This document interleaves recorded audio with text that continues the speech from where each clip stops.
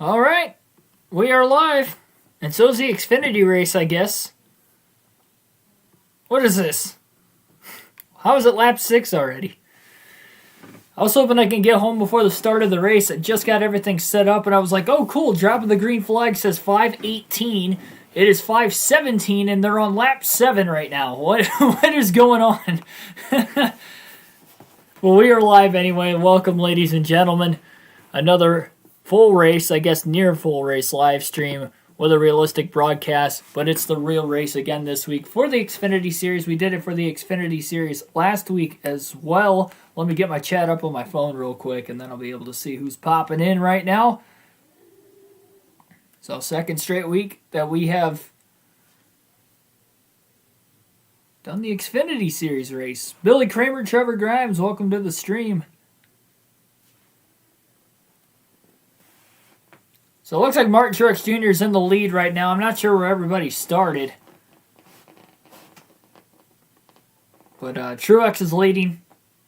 Harrison Burton second. Moffitt third. Cindric fourth.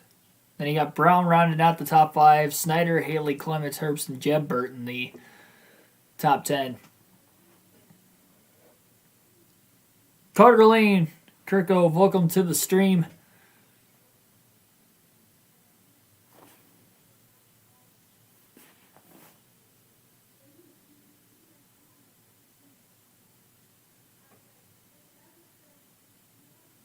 Who's on commentary for this race today? Is that Almirola? It's hard to tell. Jackson Thomas, welcome as well. Gecko just wanted to say, hey, thanks. Thanks for stopping in, saying hi, hopefully hitting that like button. I appreciate it. They're on a commercial right now, by the way.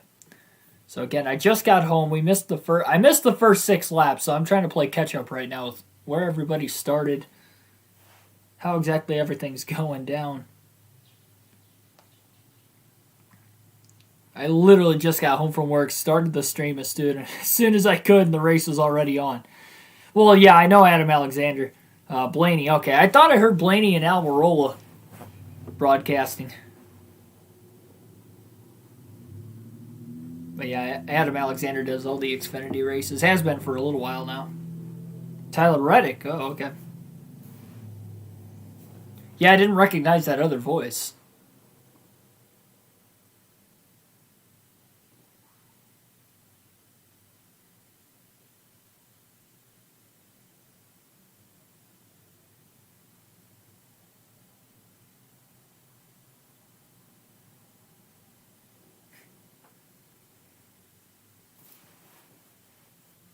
I'm sure they'll show him in the booth at some point as well.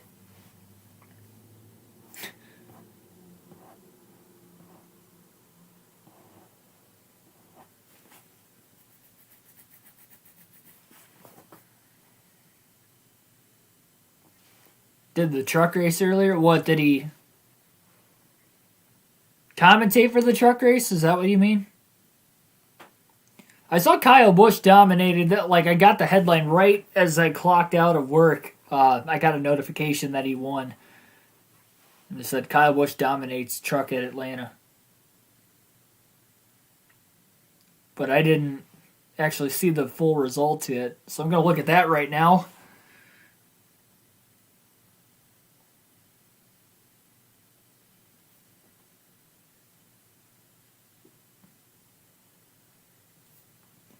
Truck Series, Atlanta, results. Yeah, Kyle Busch won.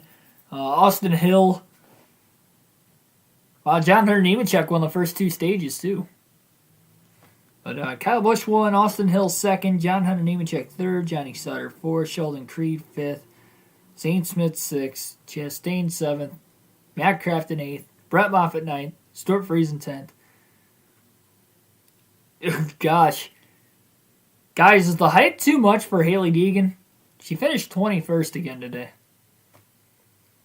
I just happened to see that on there. Her average finish is a 25.25 through the first 4 races. She has finished 24th, 28th, 28th, and 21st. So I guess this is her best finish of the season. I know there's no practice or qualifying, but I mean, there's only 12 races left until the playoffs. We got Dirt Bristol next week, though, so, Dirt Bristol, that could be an actual winnable track for her, so you never know. She's still got to be in the top 20 in points, though, too. I think she's struggling for that. All right, Xfinity race has been back on, though. We'll focus back on this. By the way, my pick for today's Xfinity race is A.J. Allmendinger. He's in 18th right now. He is my pre-race pick, by the way.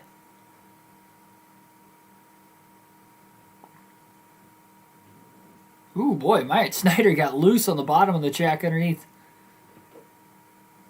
Jeremy Clements. You know what? That does sound like Tyler Reddick, now that you mentioned it.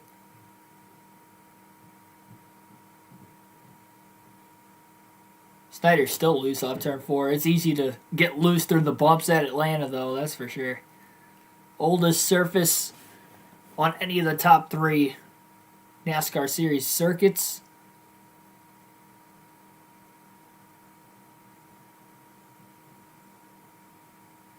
Tire management a big focus at all 3 series at Atlanta this weekend. Taylor Kirkove, welcome to the stream. Say hi to me. I did. Because I act like Mike Joy. Yeah, I try to do a realistic commentary. That's the goal one day. Be the next Mike Joy. No, well, maybe not the next Mike Joy, but get to the broadcast booth of NASCAR is the overall goal. So Truex has the Stanley number. That Stanley car looks so weird on the 54. He's pulling away from Harrison Burt right now, a 2-second lead. Heavy lap traffic right in front of him, but the competition yellow is going to be flying here in a matter of a couple laps. Truex has to be the guy to beat. He's the only Cup Series regular in this Xfinity Series field here today.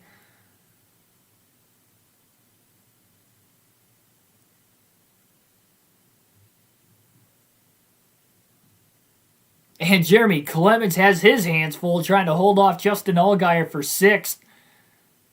Before the competition yellow, they zoomed in on the battle, and you can see his hands going back and forth trying to keep the wheel steady as possible. Cutter sister. Hey, thanks, though. Patrick Shadley, welcome to the stream. You got A.J. Allmendinger winning, too. Yep. I think Allmendinger, he's obviously gotten better at the ovals, but he won at Atlanta last year in the Xfinity Series, and he won at Vegas. The 2 similarities those 2 tracks have, outside of the fact that they're mile and a halves, is they wear out tires pretty well. So I feel like those tracks where there's going to be a lot of tire wear on the mile and a half, those are going to be the ovals that I think Allmendinger's going to perform the best at. Allmendinger's also really good at Martinsville, too, so I guess at the end of the season when they go there, there's a good chance that he can run pretty well.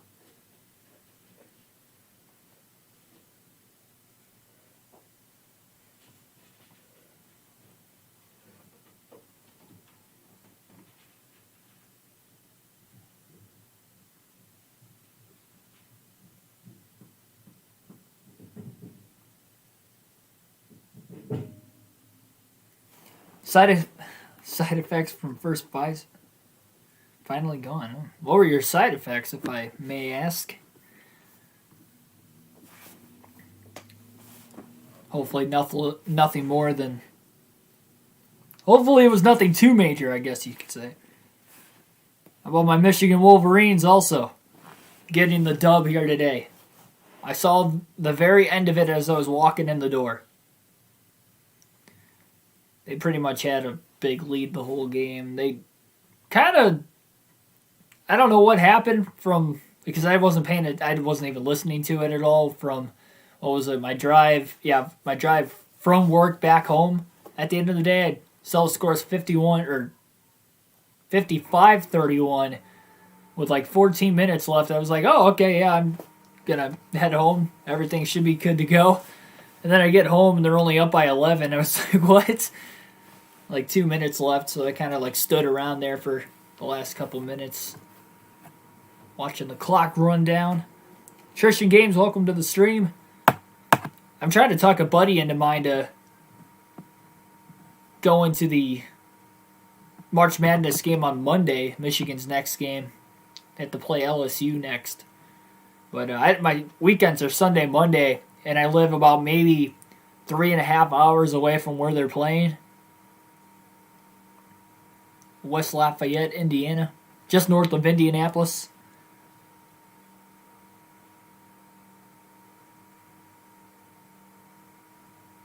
I don't know what this commercial is right now. Coca-Cola, I guess.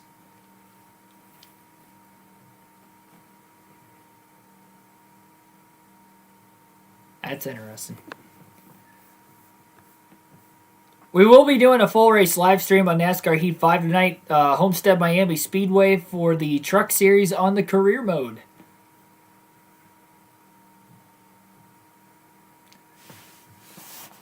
A little on the tire side after work, so we'll probably just do the one race. And we'll do that whenever we get done with this one.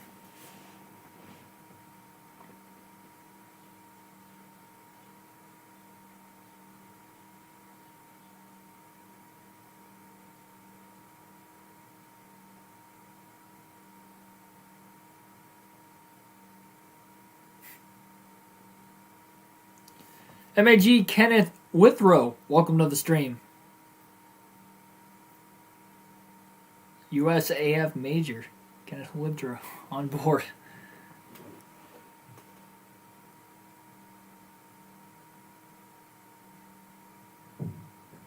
Welcome, Kenneth. 18 laps to go in stage number 1 after the competition yellow. Martin Truex Jr. is the race leader. How about that? Two-time Xfinity Series champ, Martin Truex Jr., 2004, 2005. He won back-to-back championships, 13 wins, and 103 career Xfinity Series starts. Pretty good. Truex also won the race off pit road as well. It'll be Truex and Moffitt on the front row for the restart. From everybody's lane choices with the choose cone. You're going to be seeing drivers pit all day long, every single caution we get. We can run 2-3 laps, get a caution, you're likely going to see him pit.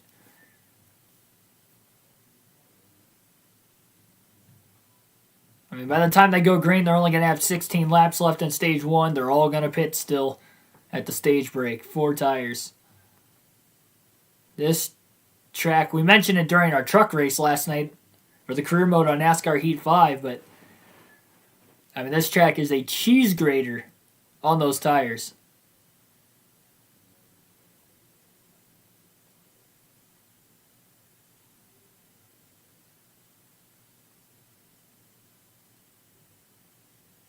Oh, never mind.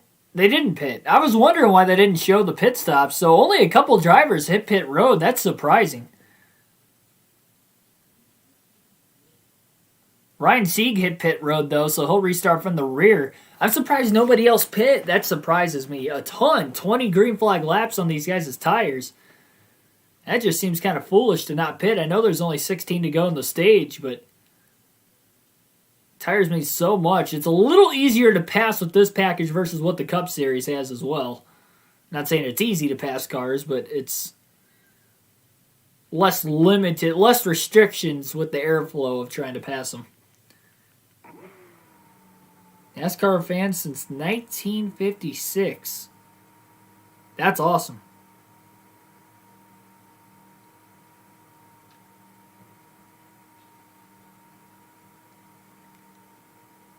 Sure, you've seen a lot within the sport. 3 wide, middle of the pack on the restart right now.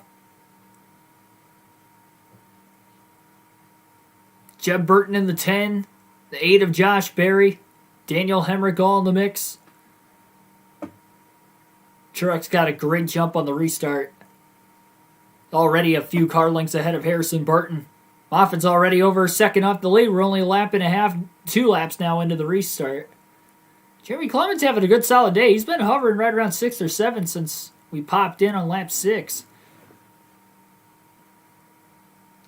Yeah, there is a limited set of tires, but even still, I mean, it's only a 200-mile race. It's not a lot for the Xfinity Series.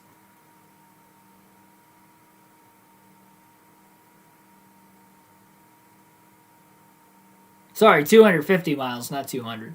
250-mile race, but still one of the shorter Xfinity races. Usually they hover right around the 300-mile marker.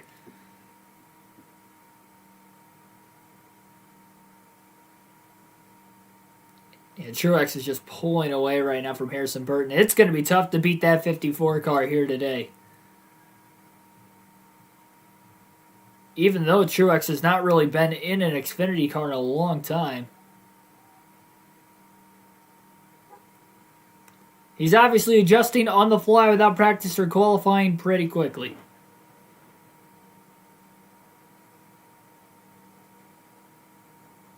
I think Kyle Busch is going to win the dirt race because he's raced dirt before.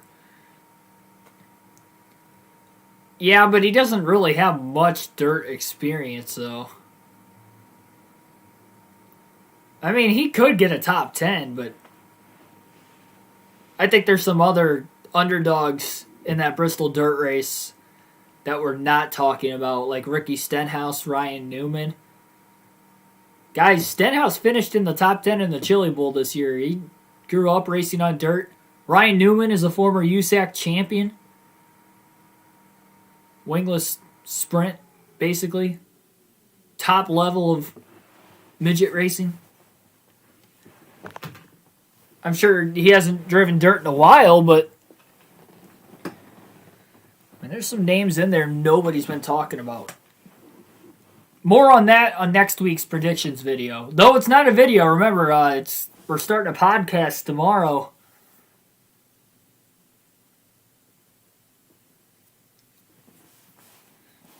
Noah Gragson using his bumper again as they're showing the replay right now. He got into the left rear of the 22 of Austin Cindric, moved him up the racetrack.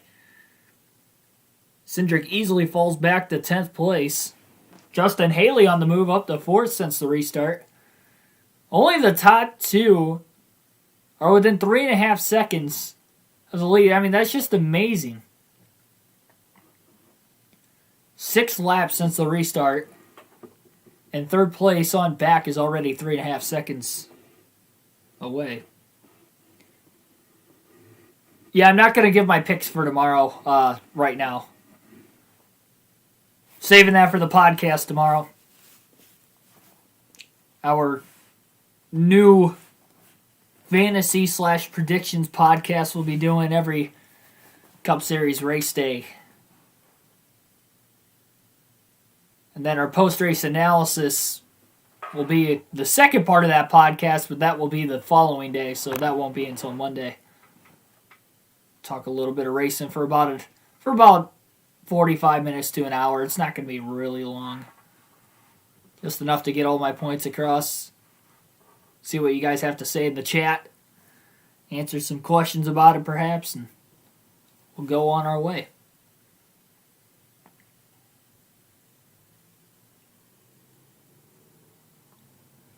Fox is running the side-by-side. 8 laps to go in stage 1. I wouldn't say Truex has all but won it because Harrison Burton's still clinging into about a second off of him.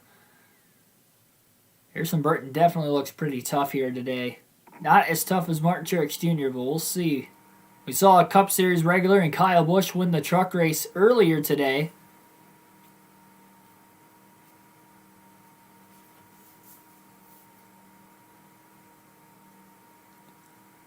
Toyota's bringing speed all over the place, though, because John Hunter Nemechek won the first 2 stages of that race from what I saw.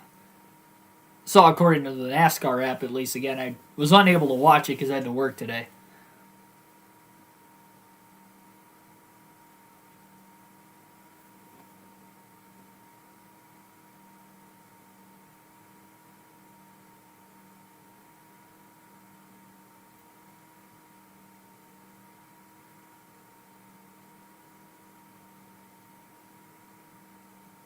Cindric almost bounced off the wall off turn 2.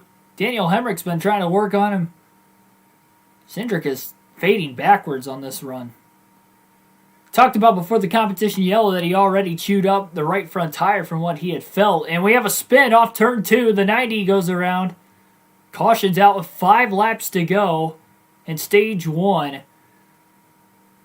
Nobody hit him, it looked like. That's Dexter Bean in the 90 car.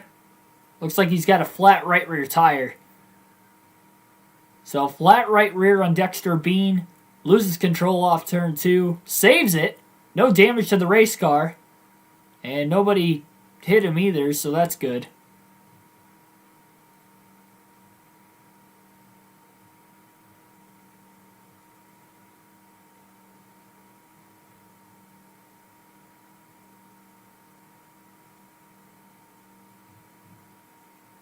He's got a flat right rear now. I'm not sure if it was flat that caused him to spin or if he just got loose, but we know it's flat, the aftermath.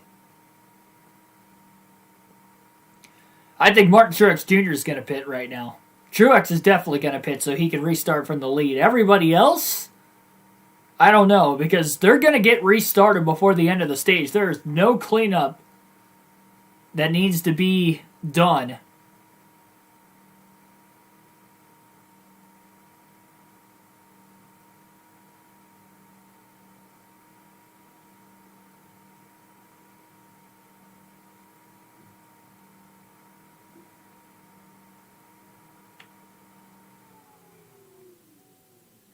No room for leaderboard, driver cam.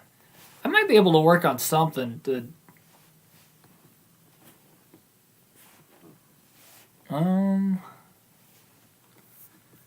Might be able to get a leaderboard on there.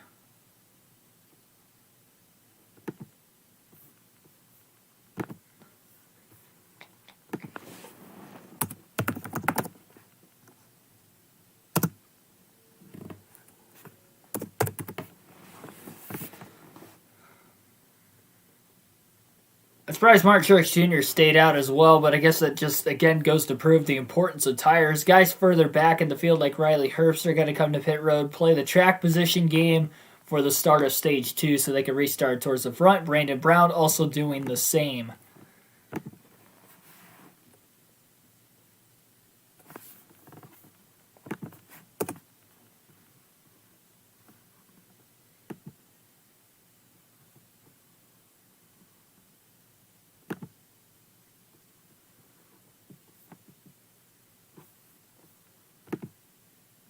Oh, dang it, I just had it.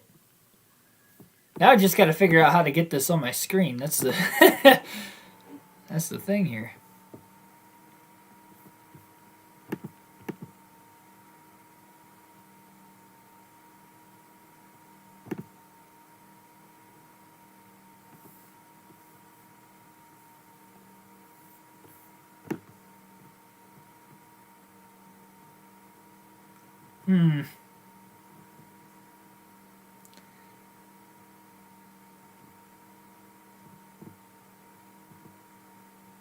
I need to figure this out. Sorry, guys, for dead air and no communication here. There's got to be a way I can get a leaderboard on here from now. I mean, I know how to get it on OBS, but I don't know how often it's going to update. And you guys are going to see the top 8, it looks like.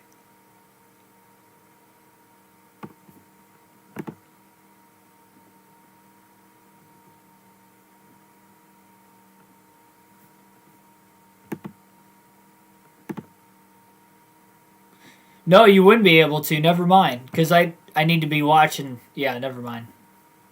Guess I would be able to do that. I was trying to go on NASCAR's website and get a live leaderboard, which I got. The problem is I'm watching the race on Hulu on my laptop. So, like, there's no way... Like, there's just no way I'm going to be able to show you guys that off of my laptop because you guys would be seeing the actual race instead, which if I did that, then you guys know that I would get copyrighted and the stream would get taken down.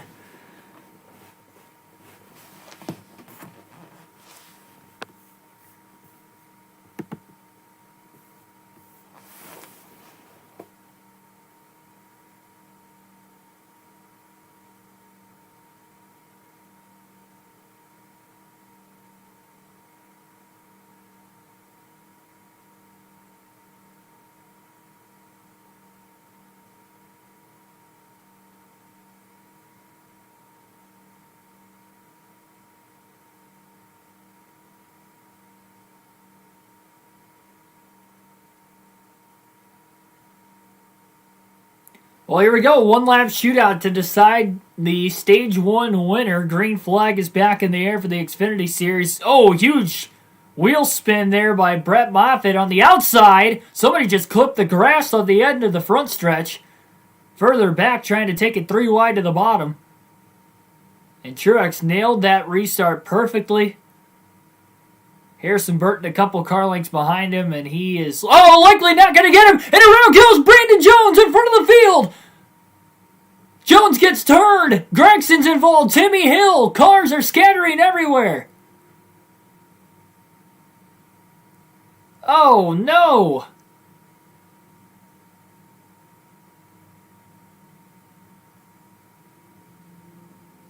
Brett Moffitt involved as well. Middle of the back straightaway. I don't know if Jones just got turned or if he tried to throw a block and wasn't clear, but he turned himself in front of the whole field.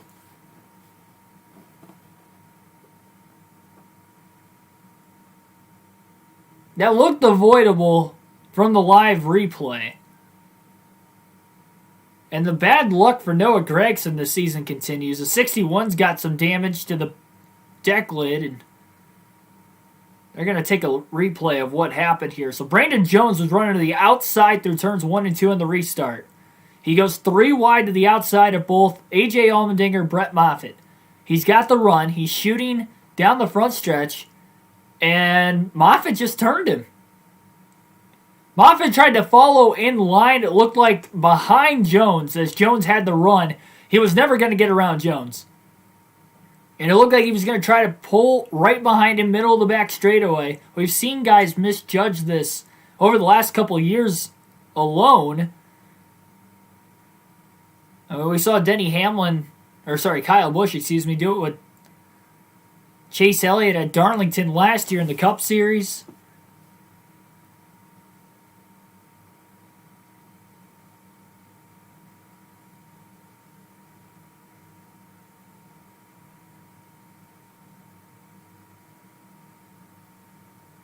Wasn't expecting that middle of the pack. Ooh, a little damage to the right front of Austin Cindric's car as well. He got into the back of the 9. Like A.J. Allmendinger got in the wall in turns 1 and 2 as well. So there's a lot of guys here that didn't look like they had damage until I just saw the replay. Huge wreck avoidance by Daniel Hemrick. He barely missed Gregson sliding back down the track. Yeah, so Allmendinger got a piece of the wall, so he's got some damage to the right side of his car. Austin Cindric actually has pretty significant damage to the right front of his car as well after getting into the back of Gregson when Gregson spun back down the track. There are a lot of fast cars that got tore up in that. It didn't look intentional, I don't think. It just looked like Moffitt was going to try to go in line down the middle of the back straightaway behind Jones, and he misjudged as Jones was coming by on the outside, and he turned him. He couldn't have hit him more perfectly on the left rear. This bumpy of a racetrack, that was going to be tough to make that save. Second caution for incident today at the end of Stage 2. Martin Truex Jr. wins Stage 1 with that caution coming out as they finish the stage under yellow after that 1-lap restart. So we'll take you through the Stage 1 results. Again, Martin Truex Jr., the Stage 1 winner. Harrison Burton second. Justin Allgaier third. Justin Haley fourth. Michael Annett rounds out the top 5. Cindric finished 6th in the stage, but he does have damage. Jeremy Clement 7th. Daniel Hemrick, who barely scraped by without any damage, it looked like, finishes 8th in the stage. Josh Berry 9th. And Jeb Burton rounds out the top 10.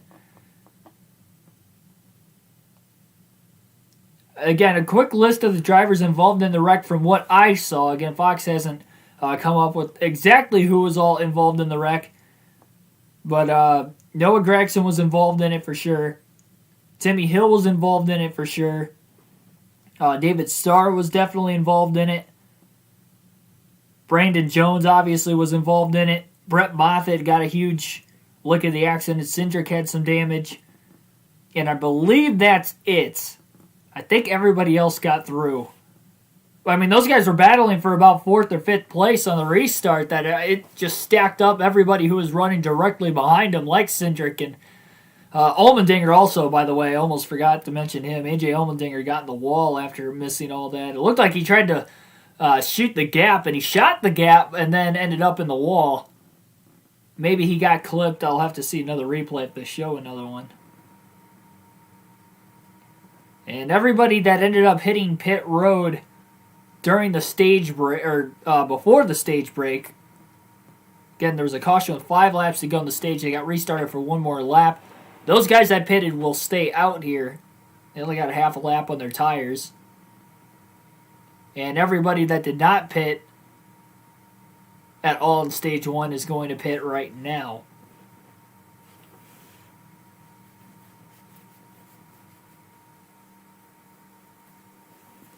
By the way, the stage lengths here today are 40, 40, and 83.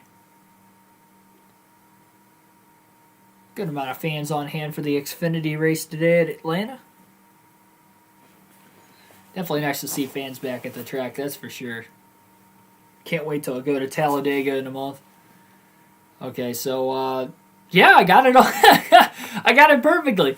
Fox gave up who was all involved in the wreck, and I had all 7 of them on my list of drivers I just rolled through. So I think that I think those are the only guys that were involved in the accident. That's exactly it. Moffitt, Gragson, Allmendinger, Jones, Cindric, Starr, and Hill. Timmy Hill.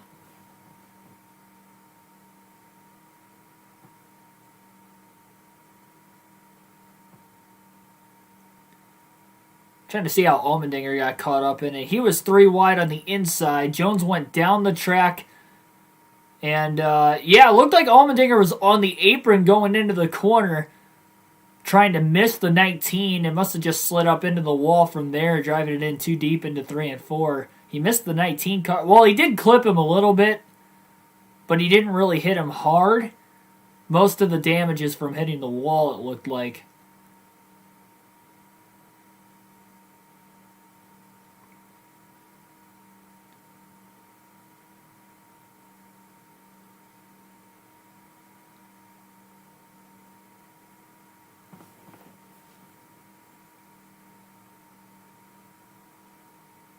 Can't wait for Bristol Dirt Race. I can't wait either. I think it'll be a lot of fun.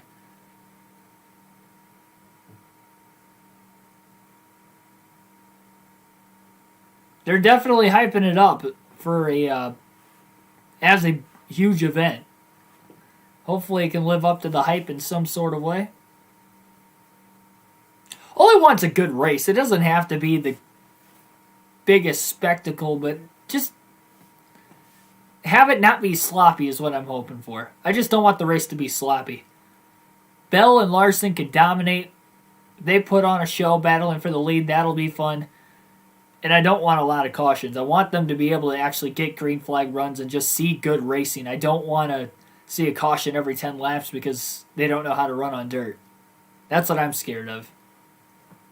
I think we'll see that. Well, see, the thing is with the Truck Series, they have been racing at Eldora. So most of those guys that have been regulars, just even within the last couple years that have been in the Truck Series, have experience with it.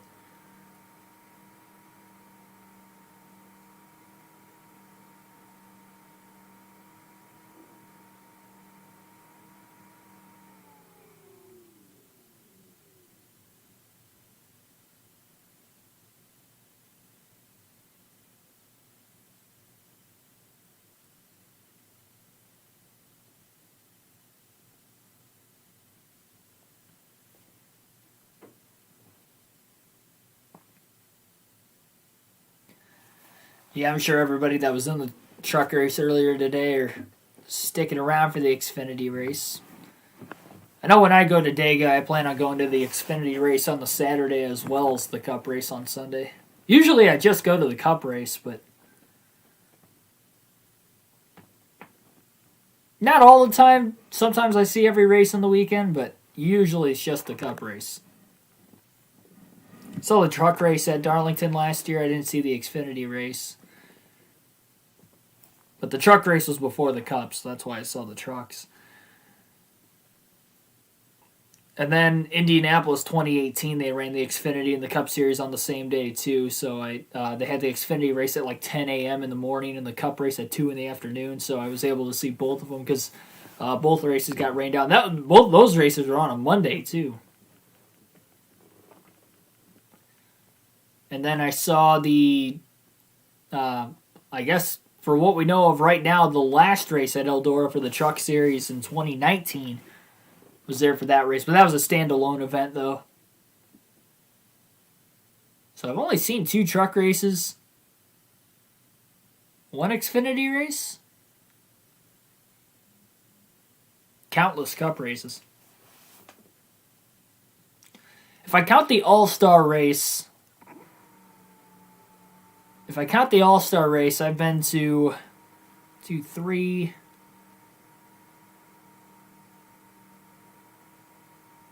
9, 14 races? 14 Cup Series races? If I'm counting correctly. Ooh. Is that Mike Snyder out in the grass? No, that was Josh Berry who went out in the grass on pit road. They were 3 wide there, and there was just nowhere to... Oh, there's a gas can on the... I see it now. Yeah, there's a gas can in the middle of pit road, and that's why Josh Berry went to the grass to miss it. He wasn't the only one. Somebody else went in the grass behind him as well.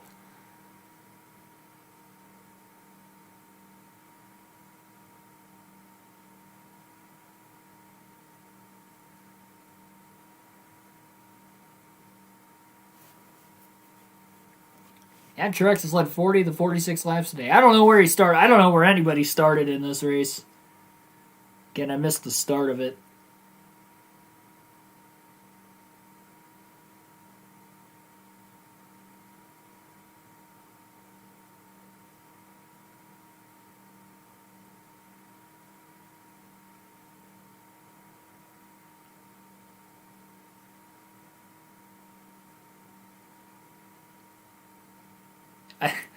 Tyler Reddick is botching this interview with Martin Truex Jr. during the stage break, by the way. It's like he was making up everything he wanted to say like on the fly, but he was stuttering while he was doing it, so...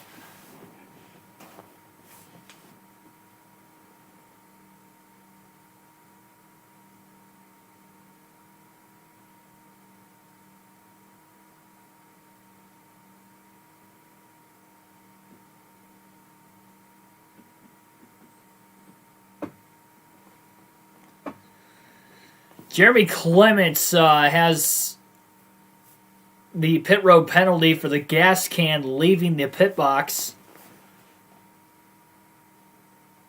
Tough break for him because he was inside the top 10 and missed that wreck too.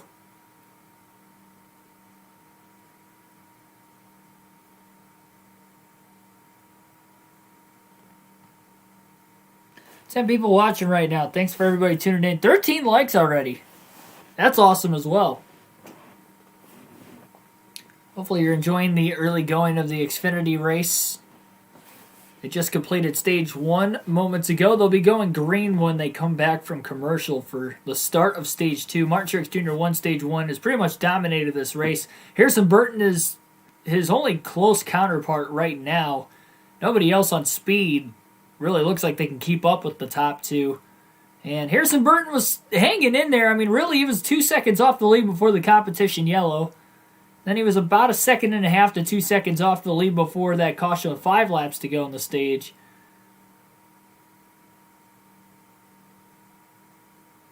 So although he is fading, he's not fading as far back as some of those guys. Well, everybody really from third on back. Like Moffitt was in third for most of the stage. Unfortunately, he got caught up in that accident. He started the accident after... misjudging, trying to fall back in line on the high side behind Jones and just turned him on the last lap of the stage. Be interesting to see if any of those guys with the damage can make their way back through the field and at least salvage a decent finish, maybe get back in the top 10. If not, I mean, that took out a lot of good cars. You might be seeing guys like Brandon Brown and Bailey Curry have a chance at back-to-back top 10s now. It definitely makes it a little easier on them, I'd have to imagine. They still got to make it to the end of the race, but... Oh, Bailey Curry finished 12th in the stage, too. There's some guys that finished ahead of him that had damage in that wreck, because I know Cindric still got stage points. So he made it back to the green-white checker under his own power. Cindric was on the pole today. Martin Truex Jr. started 18th, and he's led every lap from lap 6 on. I mean, that's insane. Lap 7 on, I guess. He's led all but 6.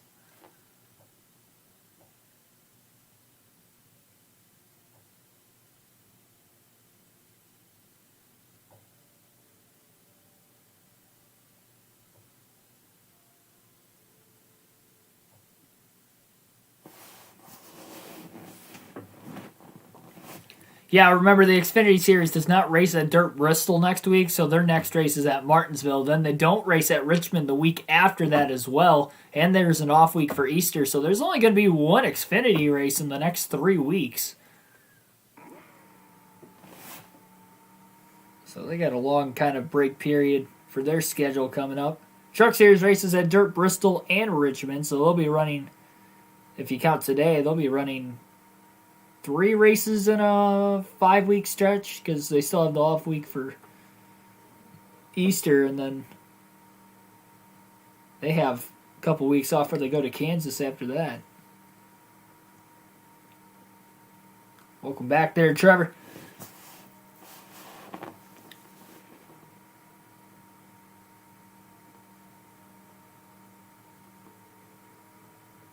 Too many men over the wall for Brandon Jones, so he has a penalty. Sounds like a 2-lap penalty.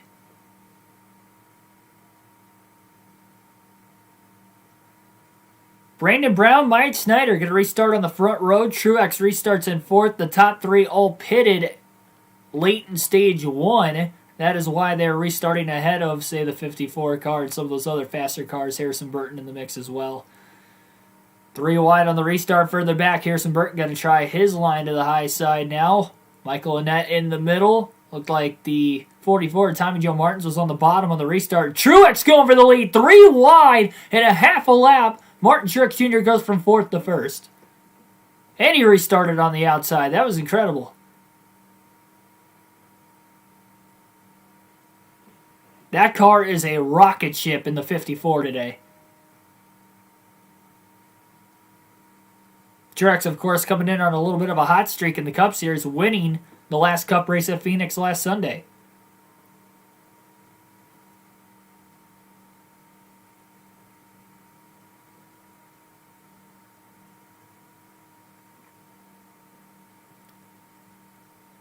Harrison Burton trying to do what he can to keep up with the 54 car. First, he has to get around Brandon Brown and Mike Snyder. And Truex ran the high side near the wall through 1 and 2, had the run off the exit of the corner. As they were still kind of getting up to speed, obviously Snyder and Brown stayed out of the pits, but they only had a half a lap on their tires. Even at Atlanta, that might mean a little bit, but my goodness, it really doesn't make a huge difference here. Snyder has 1 win on the season as well. Won at Homestead a few weeks ago.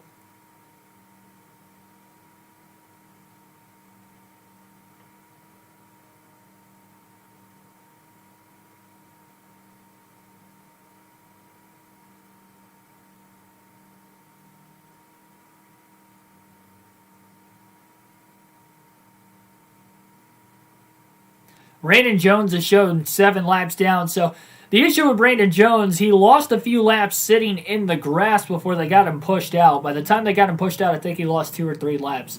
Then he was losing another 1 or 2 laps sitting on pit road trying to repair the damage under their 5-minute damage clock.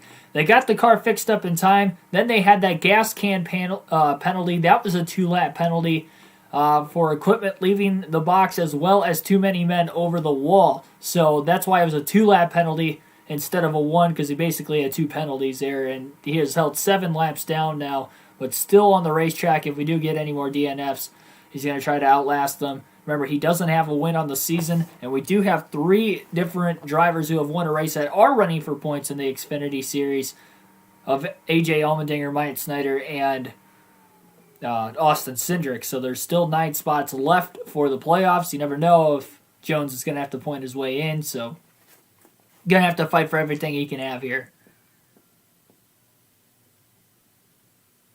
I'll tell you what, Noah Gragson has had an absolutely terrible start to the season, because, again, he was caught up in that accident, too. He's a couple laps down now after that, but I believe his car is still on the racetrack. Let me check the live leaderboard just to double-check on that right now, but, I mean, that's just insane. Noah Gragson is on the leaderboard.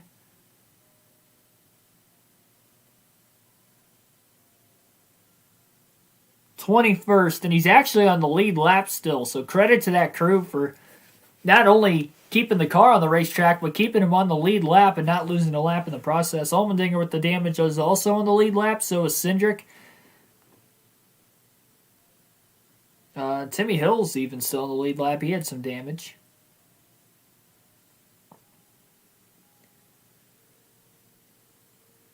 So Jones is 9 laps down, and Brett Moffitt's out of the race, it looks like. So Moffitt's completely out of the race. He couldn't keep that car running. He had probably the most damage. That's a tough break for Moffitt. He was running third, but again, he did kind of cause the accident. Again, I'm sure it was on accident, because it ended up ending his own day too, so there's no way he would have done that on purpose for whatever reason. It wasn't like they got into each other before that either. Just a clear misjudgment trying to pull up in line behind Jones on the high side, middle of the straightaway. Awful restart where everybody's clumped together.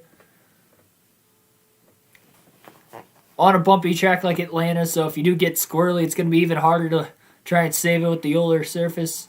They were on older tires. I mean, there was a lot of factors going into that Jones had like no chance of saving the car, and that was just going to be bad from the start.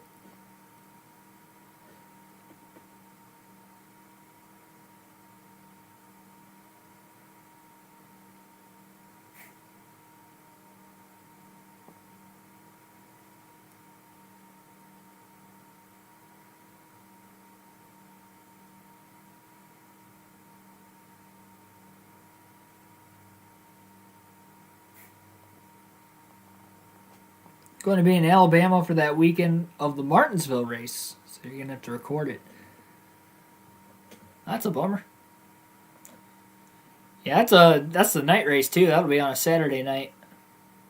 I guess Richmond is running a Sunday afternoon when they go there. I was looking at the schedule the other day. It's not a night race. The second race this year is still a night race, but they're running a day race at Richmond, which they have done in the past, but it's just kind of weird. I always think of Richmond being a night race.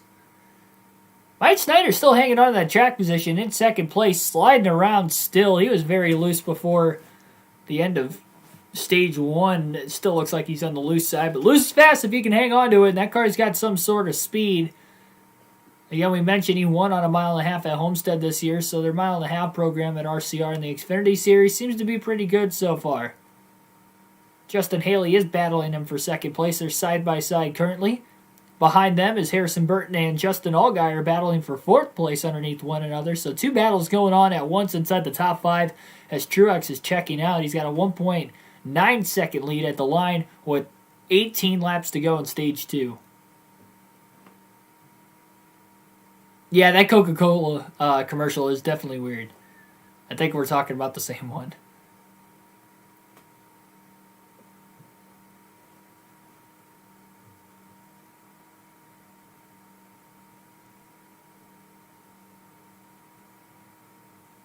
Well, I guess my pick AJ Allmendinger is a lap down now. With damage from that wreck that he was an innocent bystander in, so I don't know if he's going to come back and win this. I should have picked Truex, honestly. Like,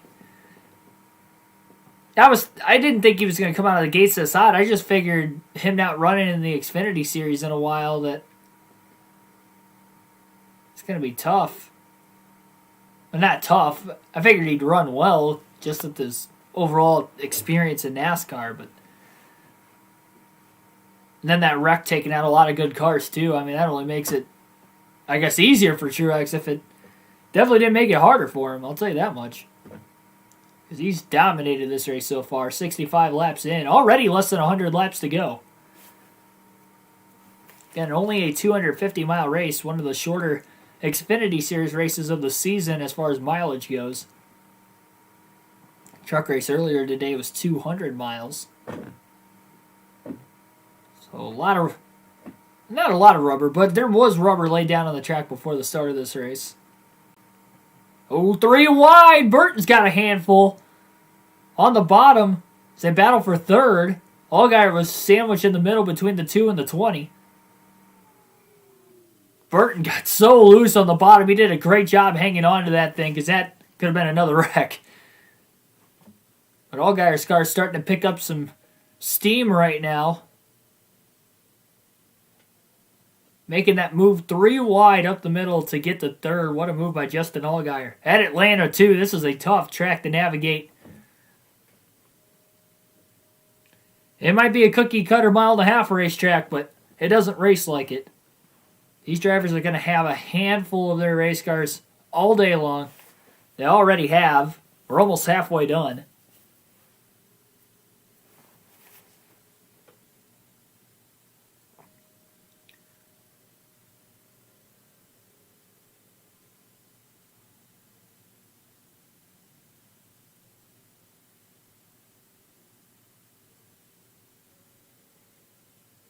Gonna have to keep an eye on the intervals. 3.3 second difference between first and third place of Truex and Allgaier right now. So they're not going to have the intervals on the screen as the Fox goes side by side. They do have the leaderboard up at the top. So when they come back from commercial, we're going to calculate how much Allgaier will close in on Truex if he closes in at all. But that 7 car is definitely getting quicker.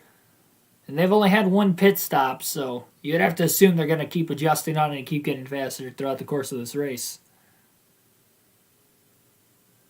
Your pick is Allgaier.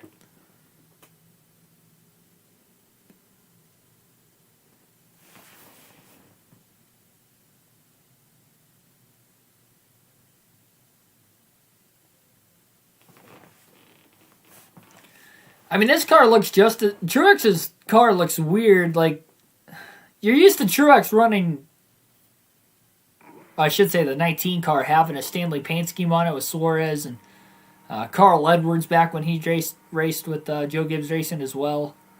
Same thing with Suarez, like I mentioned. You're not used to seeing it on Truex, but we did see it on his car for the Clash. But it was on Kyle Busch's car last week at Phoenix, and that was really weird. And now just seeing it on this 54 car in the Xfinity Series looks weird too. It just looks out of place. Even though it's the same paint scheme. It just doesn't feel right. Allgaier makes the pass on second place. Or I should say to take over second place. Justin Haley falls back to third. Allgaier's looking fast. He might have a good long run car too. Remember, these first 2 stages are only 40 laps each, and with the competition yellow and the couple cautions we had for incident in stage 1, this is actually the longest green flag run we've had so far. Right here in stage 2. They've not had a caution in this stage up to this point, and only 10 laps to go in it.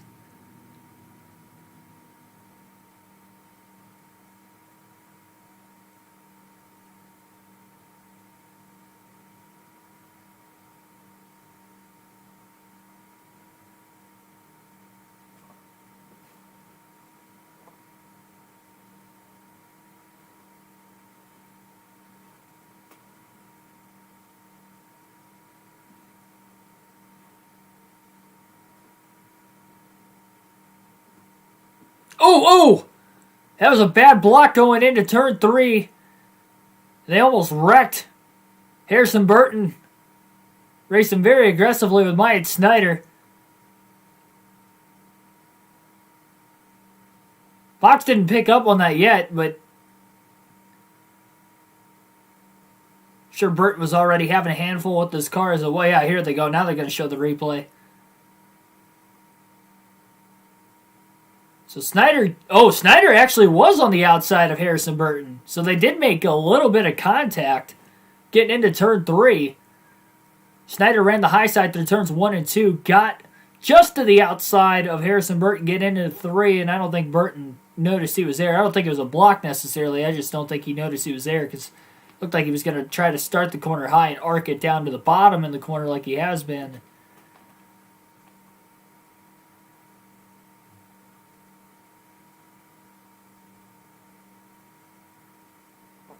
Allgaier has ran faster times than the race leader. He's only gained 0.3 of a second in the last 6 laps, though.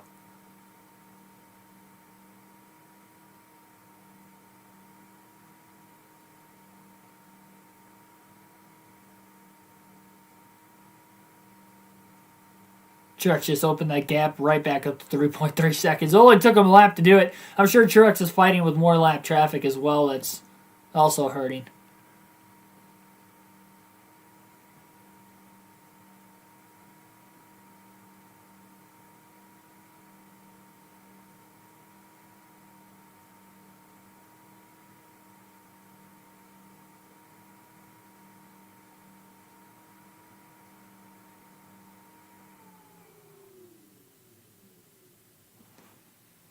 Snyder is definitely starting to fall back a little bit further on this longer run after restarting on the front row. But of the guys that stayed out of the pits, he is the highest running. Sieg is 11th, and Brandon Brown's still 10th. So they're hanging on. They've actually kind of probably just filed back to where they would have been running otherwise. Speed. A lot of it mainly because, again, they only had a half lap on their tires, so they're pretty even. Going to the start of stage 2. 3 laps to go for Martin Truex Jr. this time by, looking to sweep the stages. No playoff points on the line for Truex, but as far as owner points for that 54 car goes, I'm sure they would like to maybe have a chance at the owner's championship or run as high as they can with the owner's standings.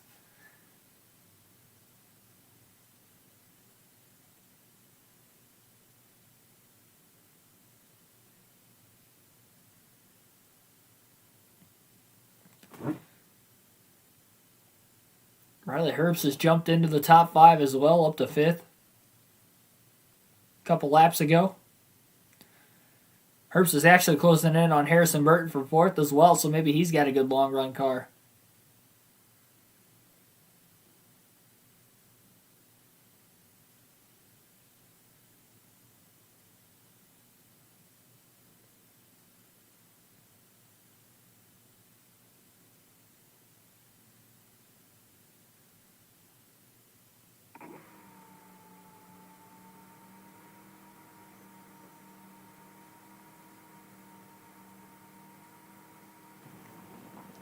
I think Truex is kind of backing it down now that we're getting closer to the end of the stage. And some of these guys are fighting him hard, trying to stay on the lead lap. Bailey Curry's blocking the heck out of Truex off turn 4. Final lap of stage number 1. Is Truex going to cut him a break, or is he just going to lap him anyway? Yeah, he just lapped Curry. He's trying to lap the 4 car now off turns 1 and 2. Should be able to do it. Harrison Burton going to try the high side. He's going to get the run off the exit of the corner as he battles for 4th with Riley Herbst. Fighting for every stage point they can here. Both Burton and Herbst still trying to search for their first wins of the season. Green-white checker flag in the air once again. Martin Truex Jr. sweeps the stages at Atlanta. Allgaier 2nd. Justin Haley 3rd. And 4th is going to be Harrison Burton by a nose. Riley Herbst, by a nose, finishes 5th. And that is the top 5 for stage 2.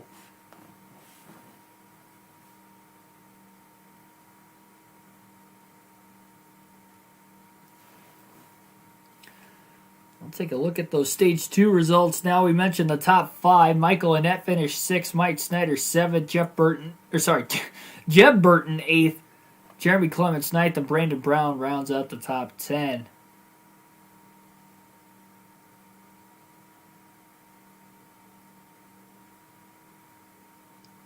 So I guess technically we have had 5 different winners in 5 different races in the Xfinity Series, but again, only 3 of them are regulars. So if Truex wins, even if it's dominant and Truex has won at the Cup Series, it'd be another new winner for the Xfinity Series. They'll go 6 for 6 as well. Oh, sorry, no, never mind. My bad. That was a bad stat. That wasn't even a real stat. Forget what I just said there. I forgot Austin Cindric's won twice. Cindric won at Phoenix last week, and yeah, never mind. Forget I was talking. The Cup Series is the only series that had different winners in every race. Stephen Ben Rhodes won the first 2 truck races this year at Daytona, and then on the oval, and then turned right around the next week and won it on the road course too. Got the Daytona sweep.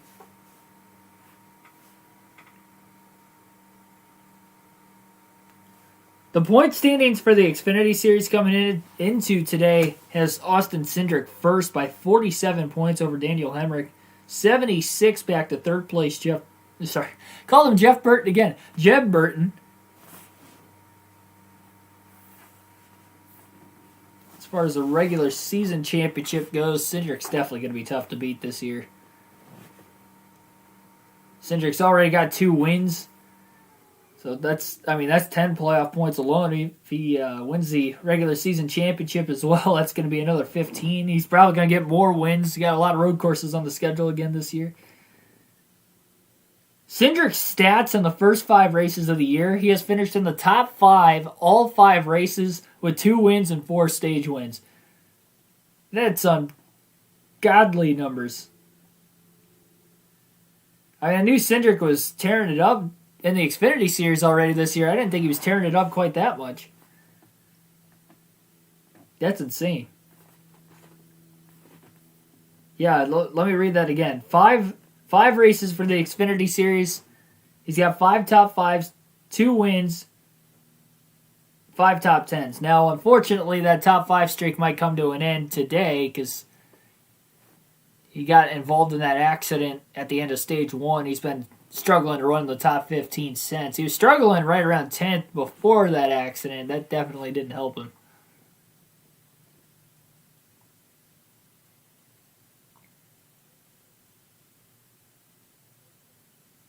We've seen some pit stops here at the stage 2 break.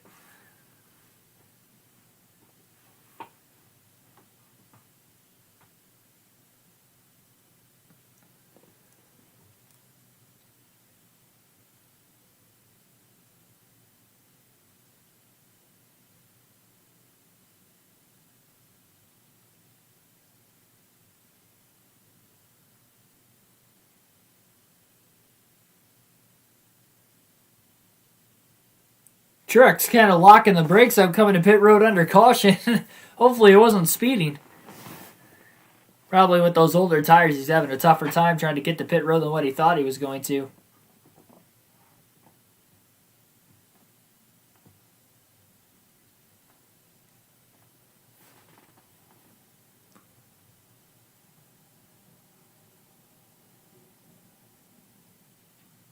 Oh, okay, didn't know that. So Christopher Bell's Cup Series pit crew is working on the 54 car for Truex today.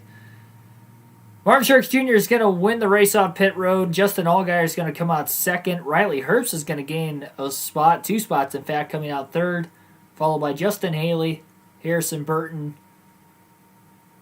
then Jeb Burton, Jeremy Clements, Michael Annett, Brandon Brown. Josh Berry, the top 10. Berry gained 5 spots on pit road. 4-tire stop. Everybody takes 4 tires. We expected that. We went caution-free through stage 2 after 2 cautions for incident in stage 1 plus the competition yellow.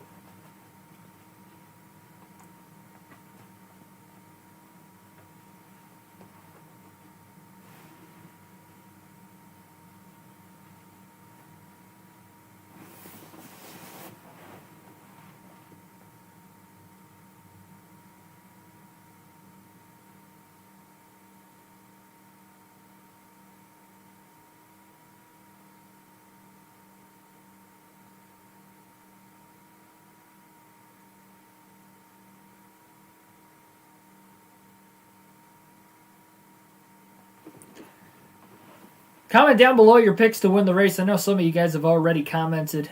Billy mentioned Justin Allgaier was your pick.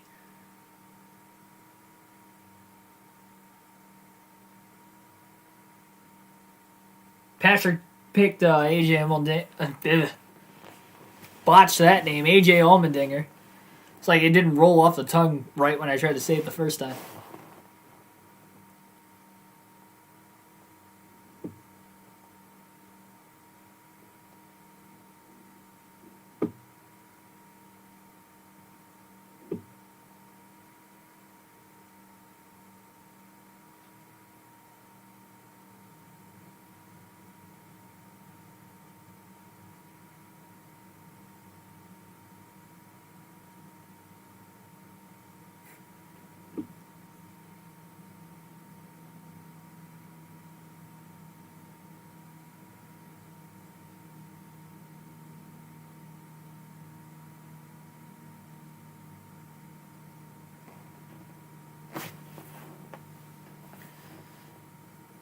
Yeah, let's get lively in the chat, for sure.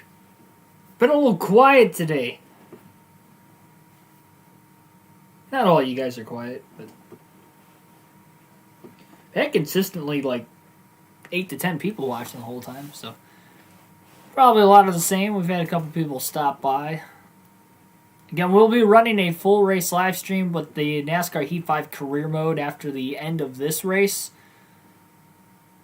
Just have to give me a second to do what I need to do in between streams. So, got about 80 laps to go in the Xfinity race right now. A little less than 80 to go by the time they go green.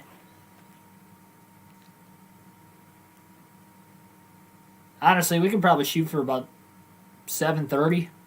I think this race will be over by about 7:10, 7:15 at the latest, unless we get a lot of cautions in the final stage, which is possible.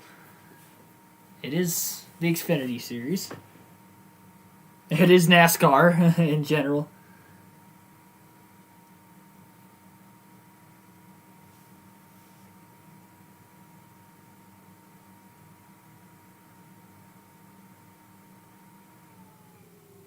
Yeah, that's the best thing with being able to skip the commercials.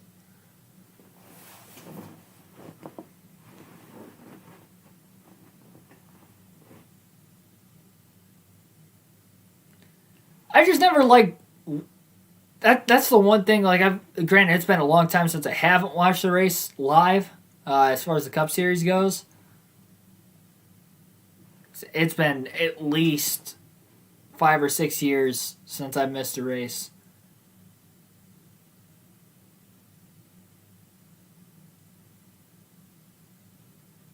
The only reason I would have missed a race is being at school. Honestly, that would have been the only... I was in high school still, so I wasn't able to watch it. And even, like, my senior year... No, I think it was my junior year when I was taking government. And I vividly remember watching, in my government class, the Cup race at Bristol that got rained out to a Monday. The spring race.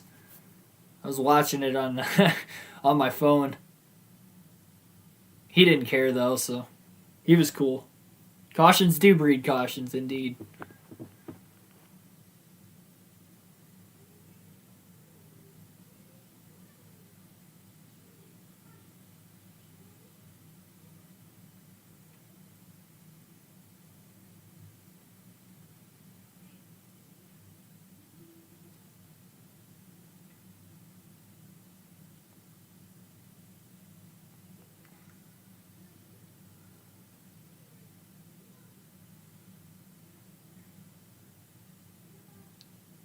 Reddick and Blaney are talking about Star Wars and Star Trek right now.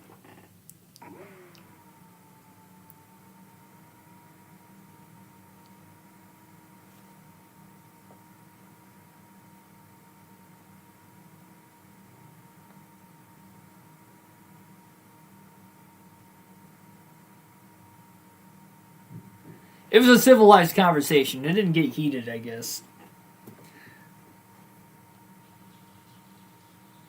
Yeah, there we go, Adam. Adam said it best. He was expecting the debate, and they were getting along too well.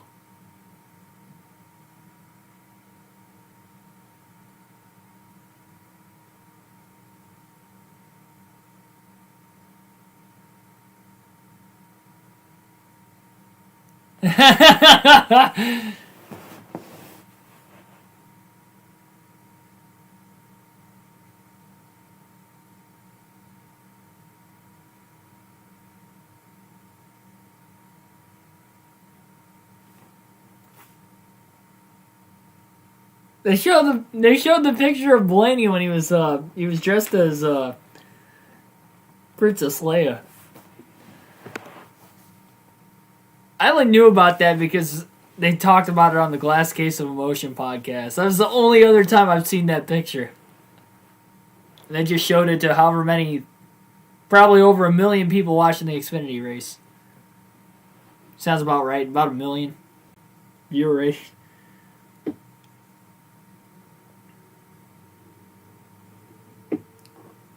I couldn't help but laugh at that. I wasn't expecting them to even start talking about that to begin with, and then they ended up showing that picture.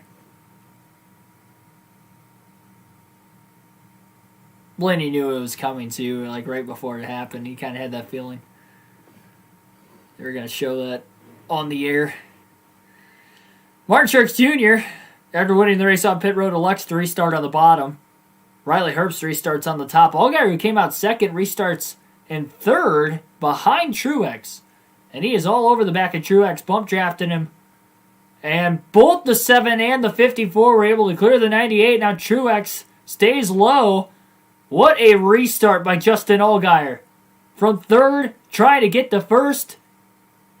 Truex side drafts him down the back as they're still side by side for the lead. Lap 90 this time by at the line. Truex sends it into turns 1 and 2 on the bottom and pulls away from Allgaier by about 2 or 3 car lengths. I mean, Truex just absolutely got shot out of a cannon. They were side by side getting into turn 3.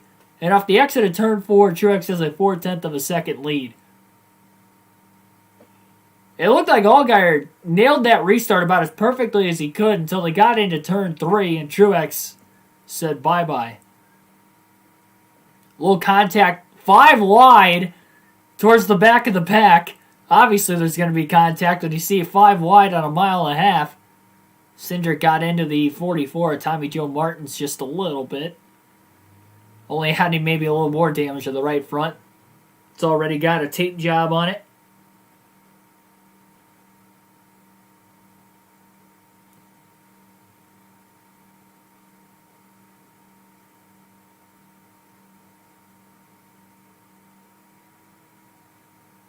Yeah, I'm not really into... I've never watched a full Star Wars movie. I've seen bits and pieces of it. My dad's a Star Wars fan, but I never really bothered to get into it. And I've never seen anything of Star Trek.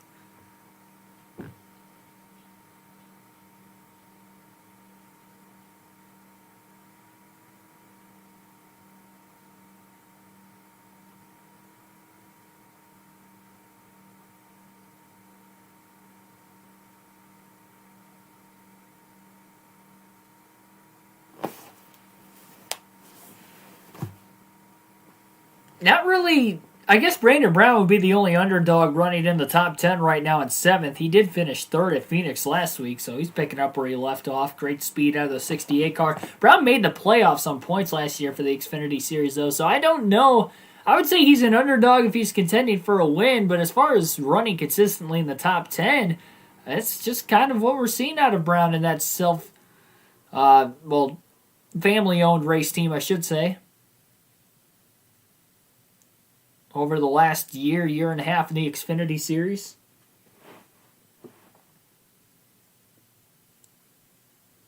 The 2 cars with damage of Cindric and Allgaier battling side by side. Not on the same lap, though. Cindric's in 15th on the lead lap. Allmendinger's 25th, I believe, 2 laps down. Noah Gregson's in 16th.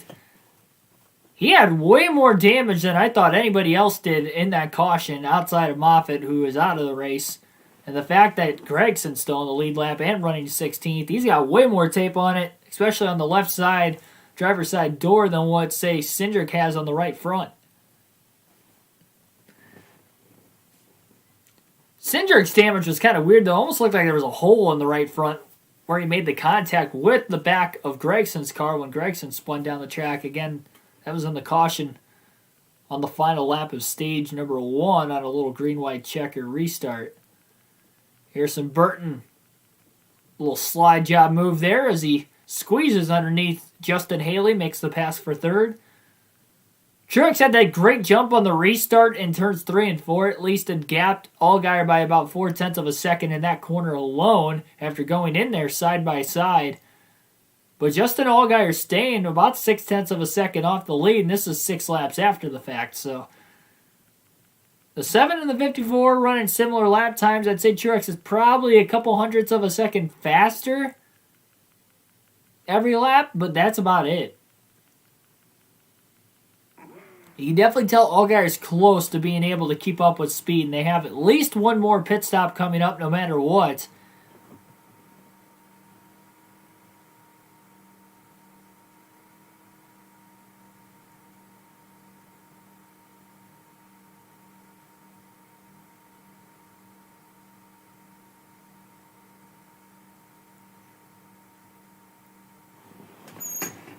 Comment down below if you're enjoying the race, if you are watching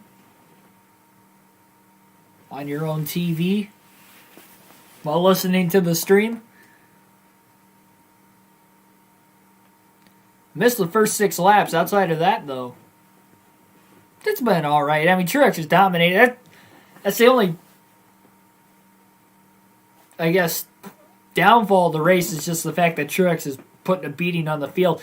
But the thing is, though, is like he's leading a lot of laps, but it's not like he's got like 5-6 seconds on the field. Like Allgaier's only 6-7 of a second back. When Harrison Burt was in second, he was only 9/10 of a second to a second off the lead. So like Truex isn't really pulling away. He's just out in front. He's got the clean air. He's leading a lot of laps. They get the lap traffic, and he's getting through the lap cars pretty well enough to where that's actually where he seems to start gaining on his run now that I'm thinking about it, because he had about a 3-second lead on Allgaier at one point before Allgaier got to second place during stage 2, but a lot of that was because of lap traffic. He has about a 1.5 second lead by the time they get to the lap cars. He gets around the lap cars a little bit better than everybody else, and that's where he really starts to pull away. That, and there's probably more long-run speed in the race car as well.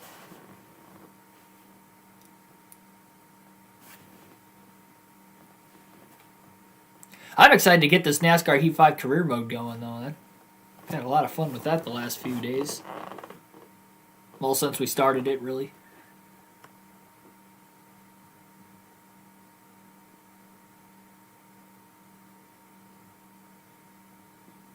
I do like watching NASCAR, though, so no big deal. We're just getting amped up about that. If this was the Cup race, I think I'd have a little different feeling as far as like the race going on right now, but I like, again, it's just weird because I just don't have a rooting interest in the trucks and Xfinity series, so it's probably why it doesn't feel as special or as big to me as the Cup races do.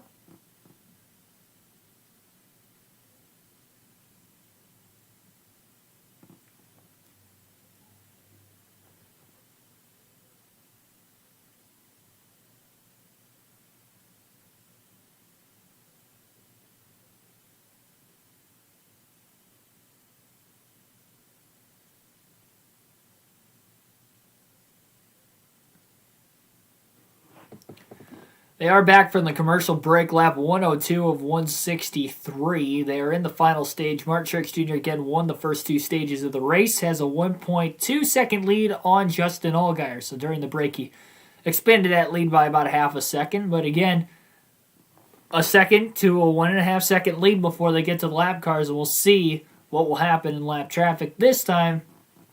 So as of right now, outside of the back marker cars, Truex hasn't really caught lap traffic. Not yet. Longest green flag run was pretty much all the way through stage 2, about 35 laps. They did not get a caution for incident in the stage like they did in stage 1 when they had a couple of them.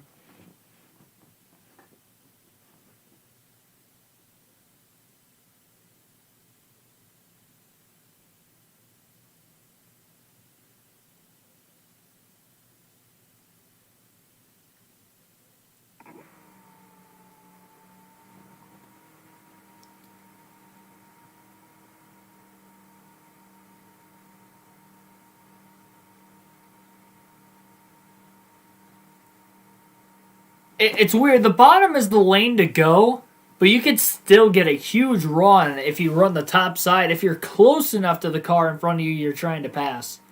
But you have to really, really be on the gas as much as you possibly can when on the high side and get that massive run off the bank into the corners.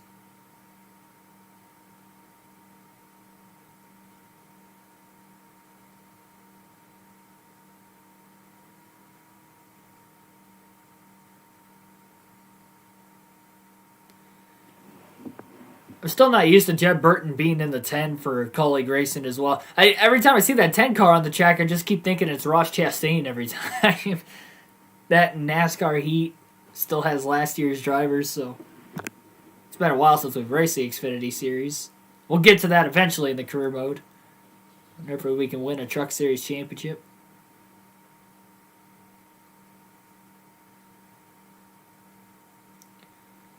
Got 24 cars on the lead lap. Allmendinger's the first driver lap down in 25th, but that could change if we get a long enough of a green flag run.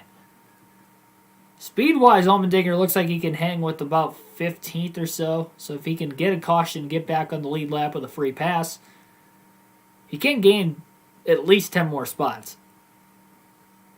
on just speed. And actually, Allmendinger has passed the 11th place car of Daniel Hemrick recently, as well as Josh Berry in the 8. So Allmendinger's actually got top 10 speed still, despite the damage.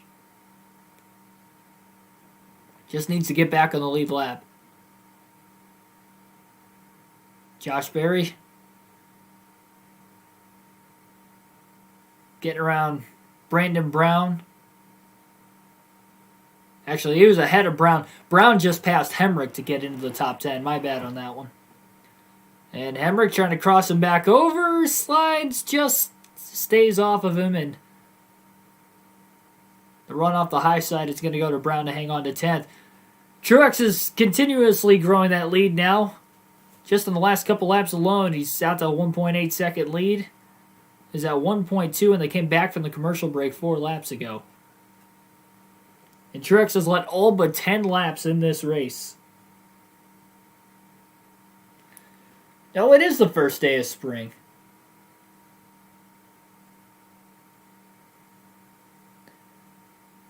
You're right. I completely forgot.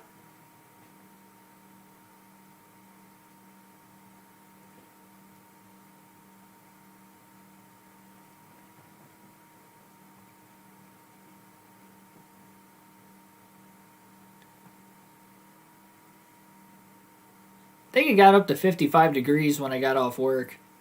I wanted to go golfing, but I knew I set the stream up, so I wasn't going to cancel on you guys. We were going to watch this race together today, one way or another.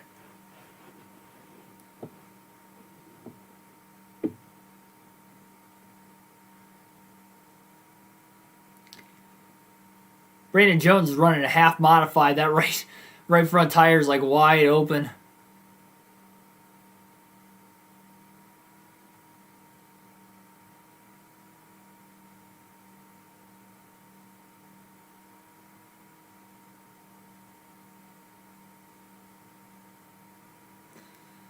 These Dr. Pepper commercials are weird too, but it's still not as weird as that Coca-Cola commercial they've shown a couple times already today. I'll tell you that much. That beats this by a mile. Maybe it's just because I've seen these Dr. Pepper commercials for a while now.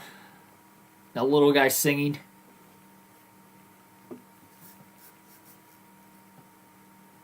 '50s and '60s all next week. Heavy rains over week. Yeah, I think we have a chance of rain on Wednesday and Thursday, I believe, this week. But Wednesday is only 30% chance, so not very likely. Thursday looks like there's a very good chance it's going to rain here. It's supposed to be in the 60s like all week for us. Like today was 55. Tomorrow, let me check. One of these days is supposed to get up to 70, I think, if I remember right. So, yeah, 64 and sunny tomorrow here. Not that windy, too. Usually when it gets warm in Northwest Ohio, like early in the springtime, it's always windy. 9-mile-per-hour winds, honestly, isn't much. 9 And then it's supposed to be 70 degrees on Monday, about the same wind. 66 Tuesday. And then 70 is supposed to be Wednesday, Wednesday is supposed to be 70 degrees again. And now it's down to 20% chance of rain, so that's good. But the wind's supposed to pick up, and we're supposed to have 20 to 30 mile per hour winds. And yeah, it's still supposed to rain. It looks like it's supposed to rain Thursday and Friday. But yeah, it looks like it's going to be in the 60s, if not higher, all week here. So I'm pumped. I'll be golfing. I'll be on the course tomorrow before the race and the podcast starts, that's for sure.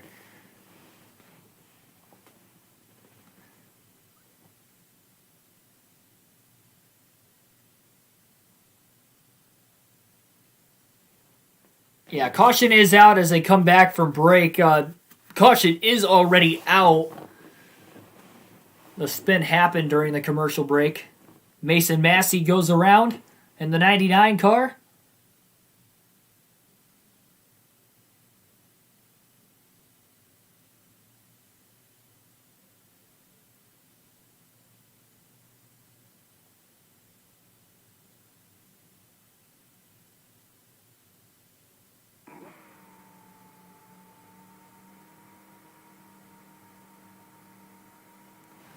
So 50 laps to go as the lead cars come to pit road under the caution. Truex leads the field down. As far as incident goes, that's our third caution of the race. Not counting the competition yellow and the stage break at the end of stage 2. We are counting the stage break, I guess, technically at the end of stage 1 because that ended under yellow anyway.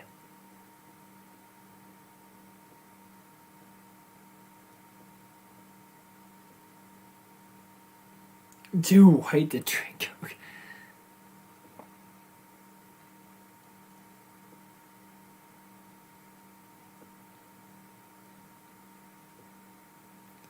Yeah, Truex and that crew has been on it. Of course, they got the Cup Series crew working. Though most of the time, like Junior Motorsports, for instance, will have Hendrick pit crews anyway, usually. So I guess that's no surprise that the 20 team is pit crewing Truex's crew.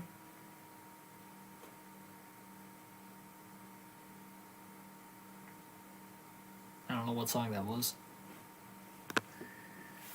That they were playing as they cut the break. So yeah, Truex wins the race off pit road. Allgaier came out second again. We'll see if Allgaier restarts in third on the inside behind Truex. You know Truex is going to pick the bottom. The bottom is the preferred lane on the restart at Atlanta. Especially with this bumpy racetrack. It just looks like there's like no grip on the outside in the first couple rows on the restarts. But Allgaier about nailed it perfectly last time. He got to the outside of Truex. He couldn't quite clear him off turn 2. If he can clear him, you never know. Maybe Allgaier's got the car.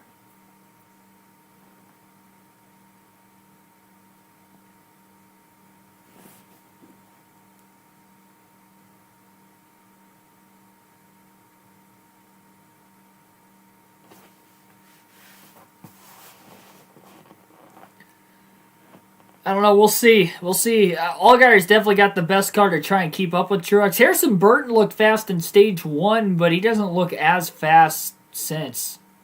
It's like that team's not able to keep up with the track as well as the 54 and the 7. I almost said the 19 because it's Truex.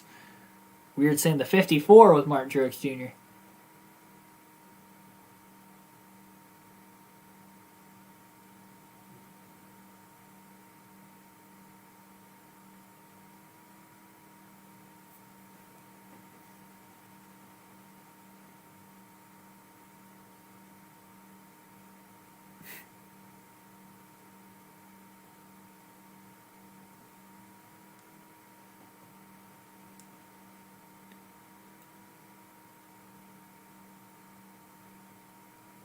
What the? Oh, jeez! Noah Gragson just flip off Daniel Hemrick?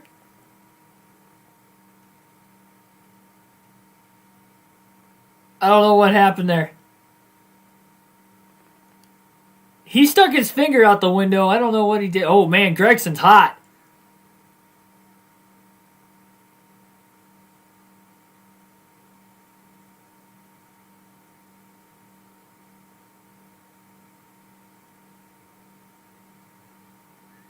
Oh, Truex caught for speeding on pit road.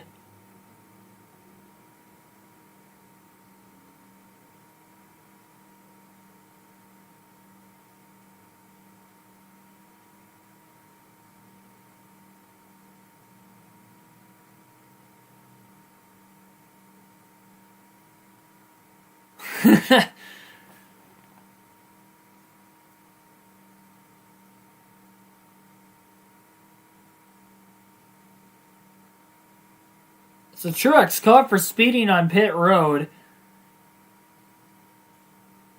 He was talking about the bumps maybe causing that.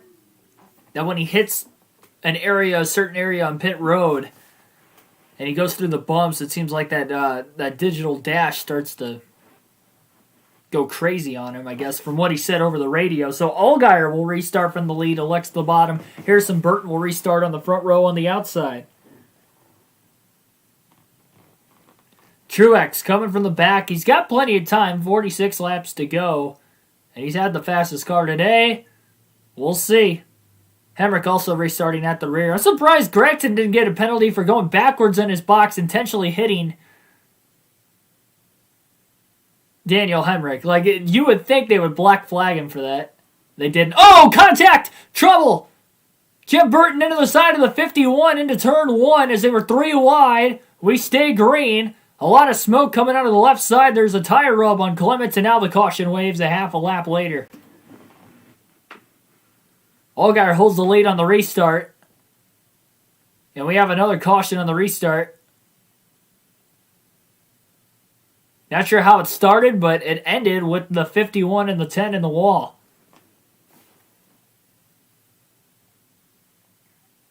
Clements restarted in second. Jeb Burton restarted in 6th. Clements spins the tires on the restart. Annette gets to the outside, 3 wide. Jeb Burton goes up the middle.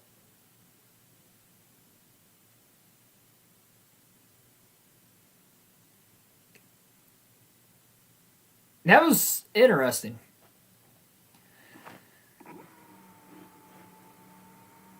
So Annette was going to go to the top. He backed out of it. Burton came up in front of Annette, left the middle open. That is how they were 3 wide there, getting into turn 1.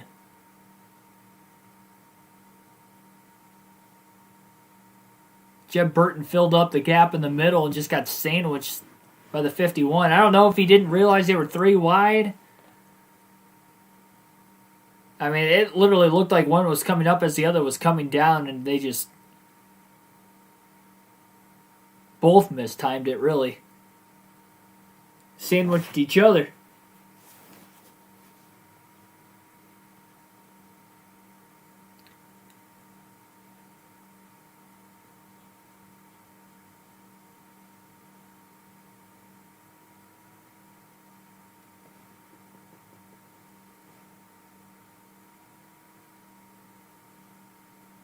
Wow.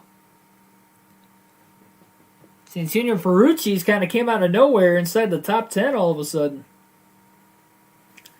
Guess he was scored in 5th. That carnage on the restart stacked guys up, of course.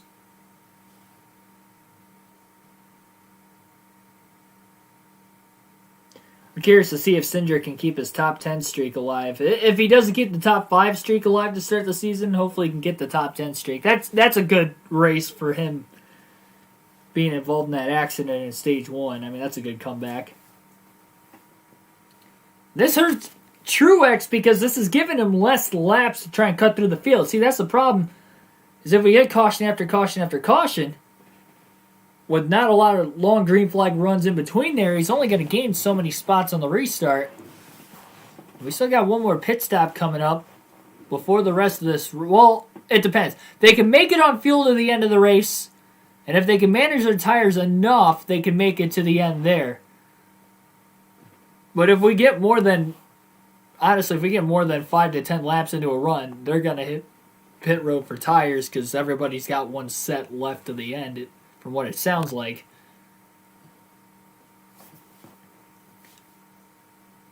So yeah, there's probably going to be less than 40 laps to go, or right around 40 to go when we go back to green here at Atlanta for the NASCAR Xfinity Series.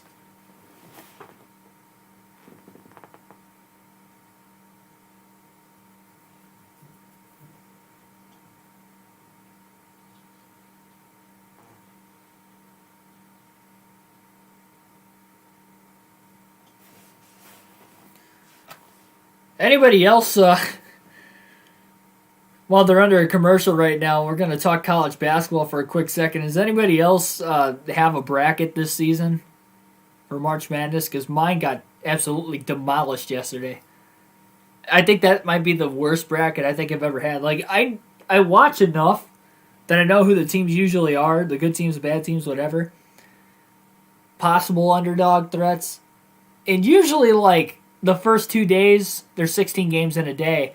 So I'd go like 12-4, 13-3, something like that. Usually pretty good. I went 7-9 yesterday with my picks. I don't think I've ever had that low. Like 10 would be low for me.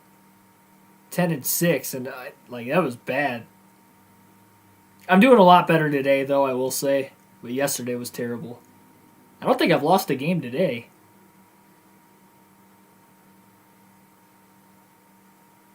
Yeah, I haven't lost a game yet today.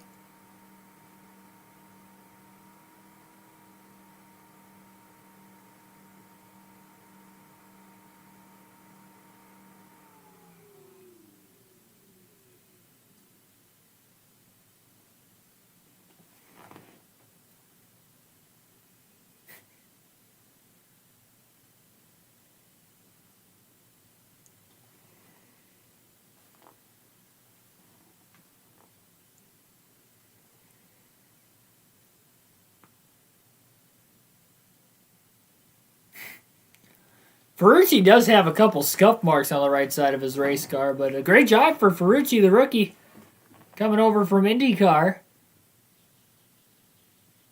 I believe he's running part-time this year, if I'm not mistaken. Or is he running full-time for the 26? I really have no clue. Again, I don't watch the Truck and Xfinity series every week.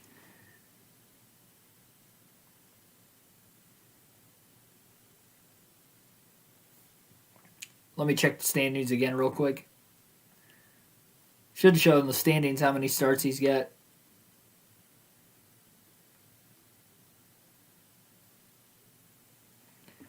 Standings. Yeah, I don't think Ferrucci's started every race. He's 29th in points. 3 starts, yeah, so that's why he's 29th. He has not started every race. That's what I thought. I thought he was only running part-time. So this is his 4th start in the first 6 races. So there's 2 races he hasn't ran.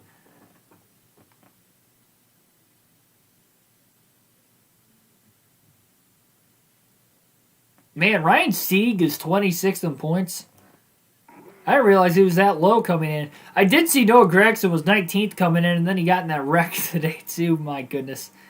He cannot catch a break. Now, he was in the top 50. Yeah, he still is. He's scored 15th right now. They're going to restart with 40 laps to go, by the way. Truex is up to 20th.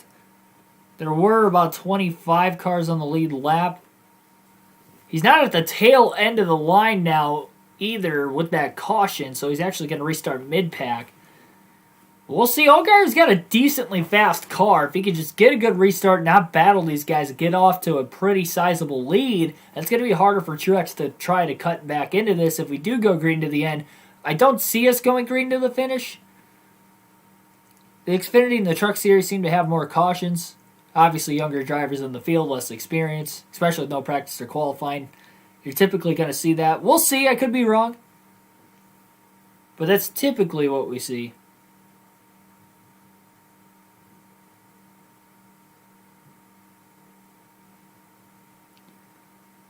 So again, Allgaier's going to restart from the lead on the bottom lane. Riley Herbst will restart outside row 1. Row 2 will be Harrison Burton on the inside. Tommy Joe Martin's on the outside. In row 3, Justin Haley and Brandon Brown.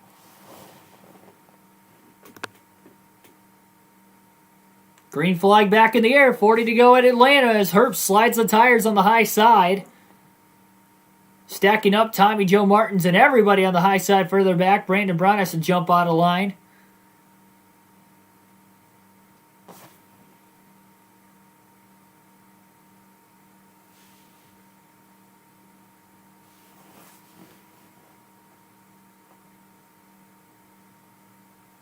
Ferrucci and Herbst side by side for 4th.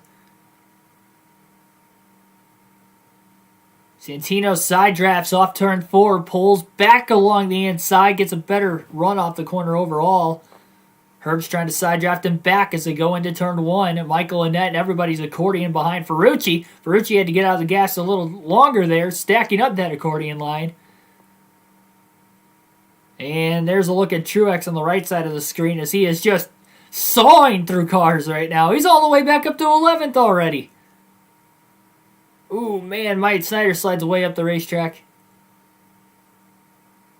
Truex is already going for 9th. He's right behind the 2 guys that are side by side for 9th. Now he goes 3 wide to the inside. Underneath Brandon Brown, and Mike Snyder gets around them both. Sorry, up to 8th place. 7th now. Annette gets into the back of Ferrucci off turn 2, stacking them up. Truex gets around both of those guys. Oh my gosh. This is insane how quickly Truex is getting through these guys. He restarted in 21st, and in 3 laps, Truex is already up to 6th. 3 laps, he goes from 21st to 6th. Xfinity Series with a Cup Series regular, I don't care. That is impressive. No matter who you are.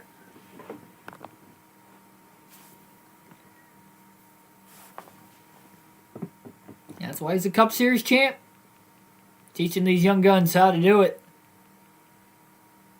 Ferrucci's all over the place trying to hold on to it right now, and you know Annette's faster and wants a run. Gregson coming in hot. How about Noah Gregson and the comeback performance he's had? He gets around his teammate, Michael Annette, on the high side. He's going after Ferrucci as well. And Noah Gregson, after crashing at the end of stage 1, heavy tape on the left side of that car, I thought his day was done. He is not only on the lead lap, but he's up to 6th place, and he is closing in on Truex. Gregson out of nowhere is looking to pass Truex, and he uses the bumper off turn 4 as Truex gets sideways. Gregson being aggressive late. Gregson is driving like a madman right now. He's not going to be able to clear him, though. Well, maybe he will. The 54 washed up the track on the high side. Now he gets the run off the exit of the corner. Thing is, though, you don't want to use your tires up too early in the run if this does go green to the end, because we talked about this track being a cheese grater on tires. This battle, though, with Truex is obviously costing him time. Both of them, really. Time to catch up to the leaders.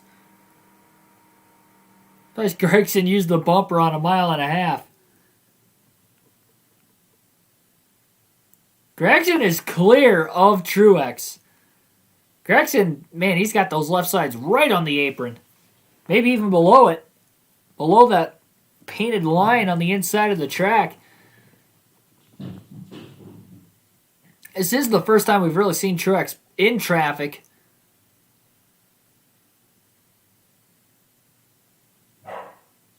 Justin Allgaier has the lead by about 2 seconds on Harrison Burton out at the front of the field. Justin Haley's in 3rd, followed by Riley Herbst. And yes, Noah Gregson rounds out the top 5. Truex in 6th after a speeding penalty under the last set of pit stops 2 cautions ago. It's only had about 10 laps of green flag action, maybe less. And he's already come up to 6th place, but... Oh, spin off turn 4. Josh Berry goes around as the 68 locks the brakes. Oh, man! Airborne goes the 8 car of Josh Berry. Tears apart the front of the car in the grass as he catches major air. He did not barrel roll, but I mean, that car came to a stop as soon as it came back down on all four, but that car had to have gone at least 5-6 feet in the air. How did that car even land back on all four?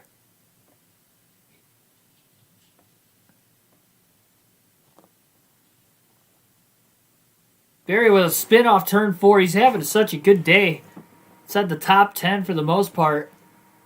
And actually, it wasn't Barry's fault either. He was on the high side of the 39 of Sieg. Sieg got loose, tagged Barry. Barry had to slide through the grass. Wow, look at that replay. I mean, that car just... it took flight. Crazy thing is he probably wasn't even going that fast. I mean, he had to have been going maybe 100. Maybe a little over 100 by the time he actually got it back down and hit the grass. It looked like he was rolling along. He is all right, though. Hopefully.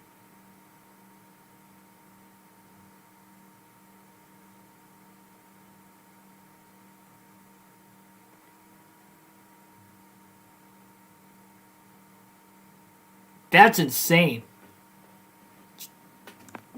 That's just insane how high up in the air the front of that car got. Just by clipping the grass.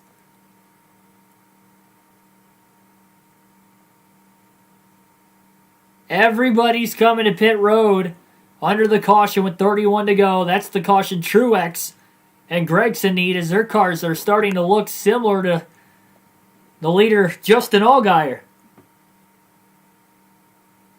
Mason Mingus Part 2, indeed. Jeremy Granger, Ryan Berwick, welcome to the stream.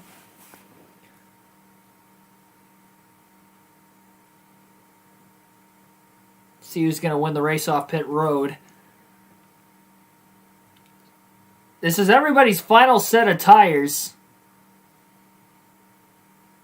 Cody Ware wins the race off pit road. No tires, fuel only. Oh boy. That's all I got to say about that. Allgaier did win the race off pit road out of everybody that did take tires. I wonder if Cody Ware is going to come to the back of the... drop to the back on the restart or not. We'll have to wait and see. Gregson lost a couple spots on pit road. He's 9th. He went in 5th. Slow stop of the 9 team.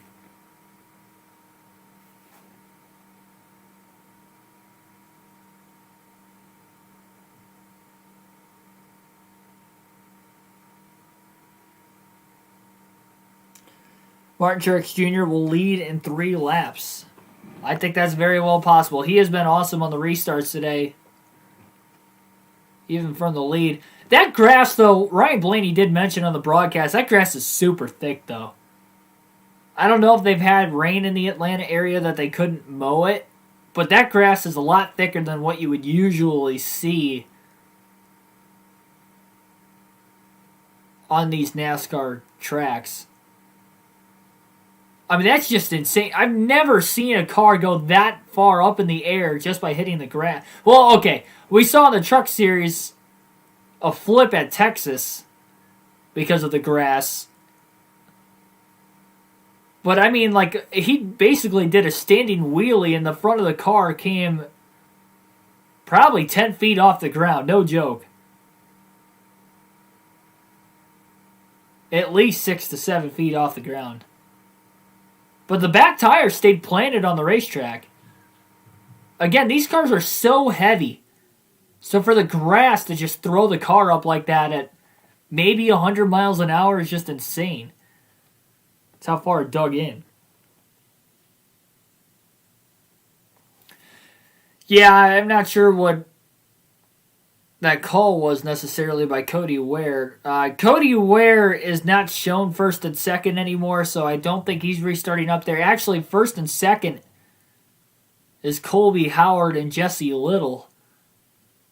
Those guys might be on older tires, leading laps, and They might drop to the rear. I'm not sure. Maybe they didn't have an extra set of tires. Maybe they're saving their tires in case we get another caution.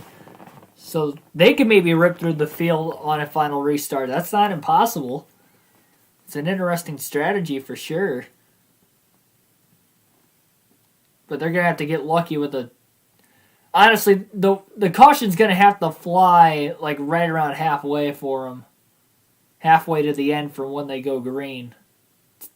To have a strategy like that work out where they would not take tires now, save that set of tires, and pit under a later caution, actually have a decent effect to cut through the field, especially with their cars.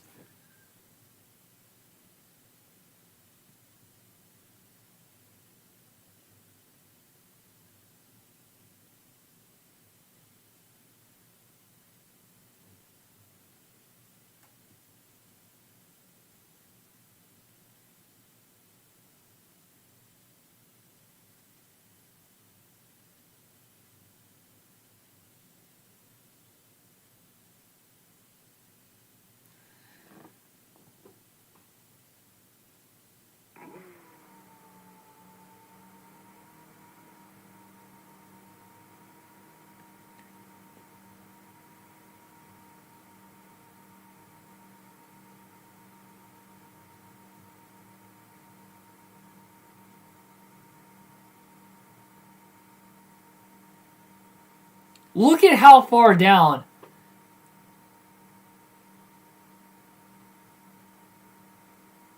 I mean, you guys can't see it on the channel, but that divot is got to be a couple feet deep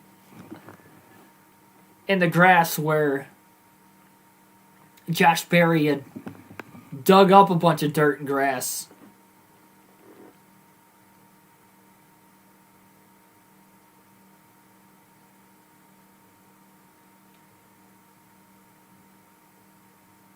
So here's my next question. Is Ryan Blaney up on a step? Or is this the camera angle? Because Ryan Blaney is a short guy, but Tyler Reddick looks like he's tiny compared to Blaney, and Blaney's not tall. I've not seen him in person, but I know he's not tall.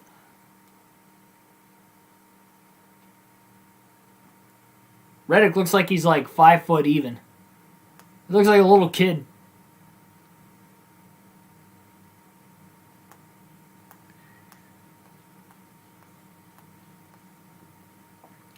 Howard's going to restart from the front. Jesse Little dropped to the back. This is going to be an interesting restart. Howard does elect the outside, giving Allgaier the bottom. But look out for Riley Herbst and Noah Gregson, who are on the high side right behind Howard. So that's it. So Howard was out of tires. That's why he took fuel only on the restart.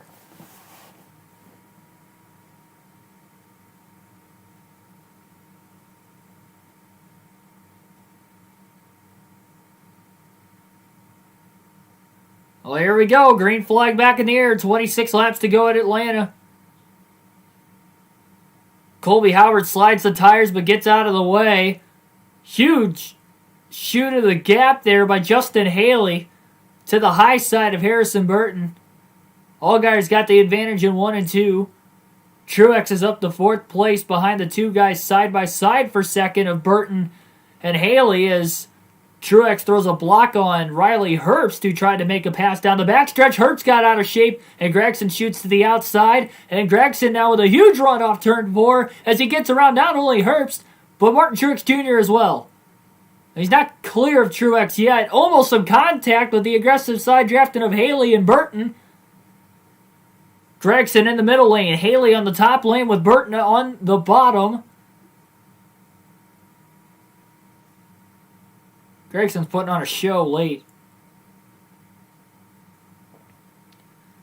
A lot of those guys on the bottom, Gregson's still kind of stuck in that middle to upper lane right now, and that's not allowing him to get the grip on corner entry. Yes, repair your divots on the golf course, indeed. As Adam Alexander said. Oh, Gregson sideways off the exit of the corner. He is underneath Justin Haley for position, though. And he's trying to hold the 54 car behind him in the process.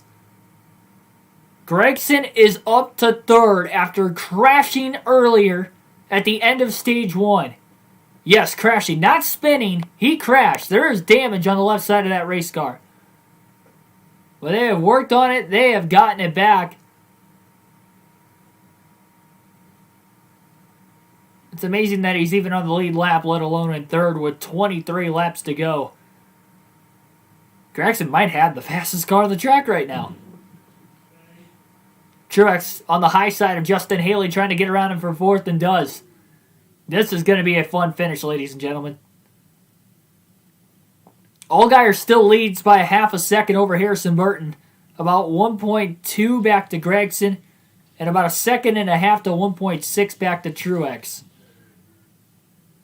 Truex is trying that higher lane right now, trying something different. He's got to run on Gragson. Gragson ran the bottom. Gragson with a block down the backstretch. Truex crosses him over. Does get underneath. Truex with a slide job into 3 and 4. And all clear off the exit of turn 4. Truex is a man on a mission. Second and a half off the lead. He's up to third. Can he run down the 7 and the 20 with 21 laps to go? 3 wide further back in the pack now. AJ Allmendinger's back in the top 10 as well from damage. He had damage just like Gragson did. Oh, a little contact as they were still 3 wide down the back. With Riley Herbst and AJ Allmendinger. Allmendinger shoots the gap up the middle. Slides in front of the one of Annette. And he clears Riley Herbst as well. Up to 5th place for AJ Allmendinger. Now remember, AJ was involved in the crash that Gragson was. I just mentioned that. But Allmendinger was a lap down. AJ came from a lap down in this race. Remember, he was a lap down in 25th at the start of the final stage. He got the cautions he needed to get back on the lead lap, and now he's got a little bit better track position to go along with it. Allmendinger won at Atlanta in the Xfinity Series, running part-time for Colleague Racing last season. Running full-time this year for the championship. 1 win on a mile and a half already. Can he get another one? Haley and Herbst made contact, which caused them to go 3 wide when Annette and Allgaier split the middle.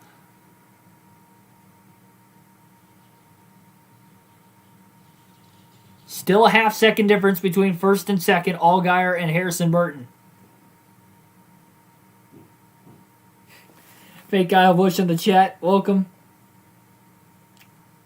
How many to go? I won the trucks. 18 laps to go at the line this time. Burton was a 1/10 of a second faster than Allgaier that last lap. Allgaier, man, there were some sparks flying in 1 and 2. Allgaier was down on the flat of the racetrack trying to get that car to hook the bottom. This is as fast as Burton has been really since stage 1. And he's got to be driving extra hard to catch Allgaier. And don't forget about Truex, a second and a half off the lead. Huge run off turn 4. That seems to be where Burton is catching Justin Allgaier. Seems like in turns 1 and 2, they're pretty even. But in turns 3 and 4, it seems like Burton's able to close that gap off the exit of 4. Both cars sliding around like crazy right now. Truex is the fastest car on the racetrack that last lap, though. We talked about Burton gaining a 1/10 of a second. Truex gained 2/10. Truex was a second and a half off the lead a lap and a half ago. Now it's down to 1.2 between first and third. Gragson pretty stagnant right now. He's still 2.3 off the lead back and forth. 16 laps to go for Allgaier. We are setting up for a wild finish here at Atlanta in the Xfinity Series.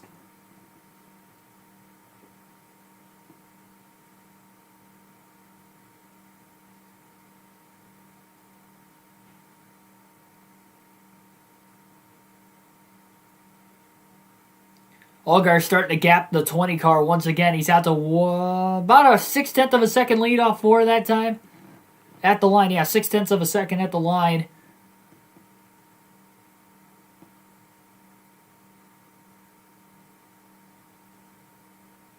Martin Truex Jr. trying the high side through 1 and 2. It's going to give him a run, and maybe he's going to have a chance to get around Harrison Burton in turns 3 and 4. Well, he had a run. Truex looked low. And the 20 shuts the door. Those two are teammates. Just throwing that out there. Just in case something happens.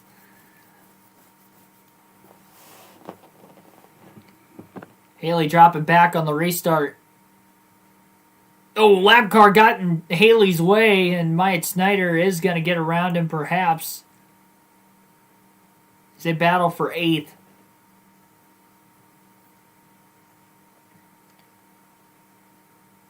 Truex again to the top, this time in turns 3 and 4. Burton back down to the bottom again. Truex just trying to find that different line. This gives him the straightaway speed. He's got a run on Harrison Burton again, and Truex gets underneath Burton. Burton lets him go. Burton obviously let him go. He's saying, hey, I think you have a shot at it. Oh, slide job by Truex as he pulls up the track in front of the 20. He gets loose, and now Burton with a crossover. What a battle for second. I thought Burton was just going to give it to him. He went all the way upstairs to try and get the run off the exit of turn 2. Got it, passed him right back. Now Truex to the top in 3 and 4. Burton on the bottom. Truex slides, almost puts it in the wall. Now he's side by side again with Harrison Burton. What a battle for second. They've lost 0.2 of a second, though, that last lap to Allgaier, battling as hard as they are. Burton on the bottom again in 1 and 2. Truex to the top. Easily clear off turn 2. 1 second off the lead. Truex, after a pit road speeding penalty, with 50 laps to go, under a pit stop under caution, has come back up to second place. He's gotten a couple cautions, couple extra restarts to help him out.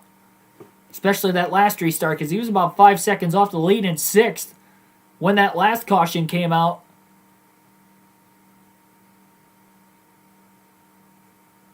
For Josh Berry plowing the grass on the front stretch. Truex is gaining a lot of time on the top. Allgaier staying consistent with the bottom of the racetrack right now, and Truex is only about 3 to 4 car lengths back off turn 4. 10 laps to go at Atlanta. Truex has had the fastest car all day. Allgaier's got a fast car, but not the fastest car. Burton is still 1.2 seconds off the lead. He's kind of fading a little bit from the top 2, but if they get to racing with each other, don't count him out of it. Gregson's still in 4th, but still 2.5 seconds back, and Allgaier's about 4.5 back in 5th. Yeah, again, I'm not going to give my predictions out. I'm going to wait until our predictions podcast that we're starting up tomorrow to give my full in-depth fantasy analysis and predictions for tomorrow's race. That'll be before the start of the Cup race. 9 laps to go. Truex again to the top in 1 and 2. He seems to go to the top in 1 and 2. Gains ground. In 3 and 4, he cuts back down to the bottom behind Allgaier. He got to within 0.4 of a second. Now he's stuck at about a half a second back. Now in turns 3 and 4, Truex again to the top. Allgaier on the bottom. Truex is doing everything he can. He's trying to find a line. Allgaier's got the clean air advantage. There's a lap car in front of Allgaier. 7 laps to go now. 8 laps to go. Lap car gives up the spot easily. Stays out of Truex's way as well.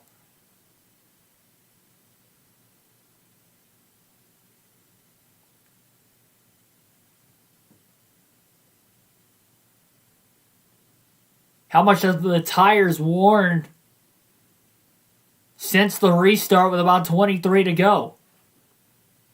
It's only been 15 laps, but it is Atlanta.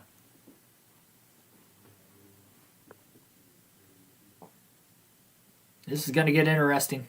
Couple more lap cars. Allgaier comes off the bottom of the track. He was running the bottom, and the lap car of David Starr got in his way. And I think that's why he changed his lane, and Truex is within about 2 car lengths into 3 and 4. 6 to go this time by.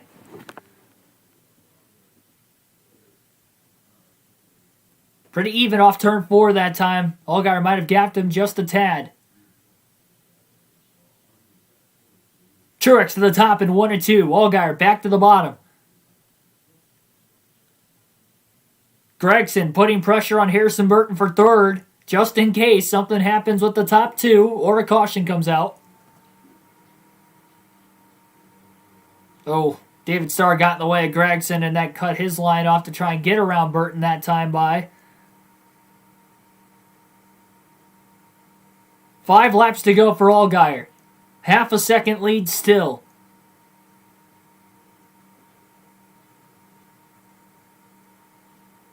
Oh, Brandon Jones on the bottom takes the line away of the 7 of Allgaier. Truex back to the top. He's going to gain a lot of ground down the back.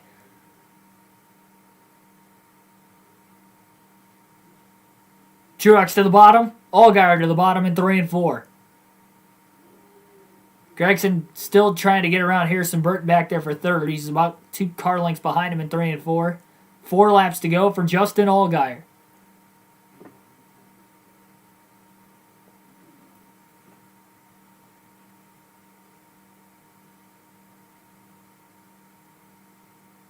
Truex is losing time now. Remember, he restarted further back versus Allgaier restarting from the lead. We saw that battle between the 9 and the 54 as well for a few laps on the restart. They were going hard at it. Truex was also battling Harrison Burton really hard for second place when he got that far through the field. So Truex might have used a little more of his tires than what Allgaier has in this run, which is hurting Truex's chances of getting around Allgaier. 2.5 laps to go. And about 0.8 of a second difference now. It was a half a second a couple laps ago. It was 2 car lengths there. Oh, car in the wall. Turn 4. I think Jeb Burton got in the wall again. But we stay green. I'm not sure if he was just trying to stay out of the way of the leaders, but he put the car in the wall. We do stay green.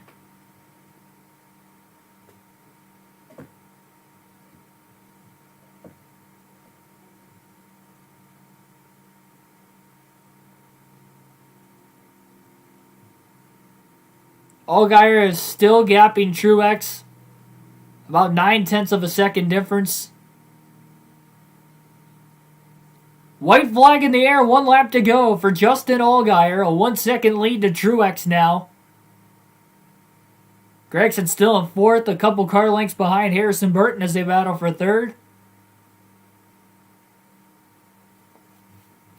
Half a lap to go for Justin Allgaier, and he has this thing on lock.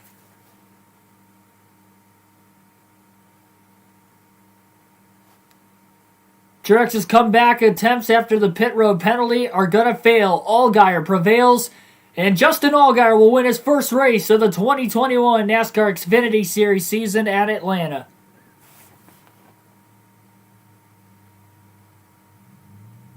Great win for Justin Allgaier, that Junior Motorsports team.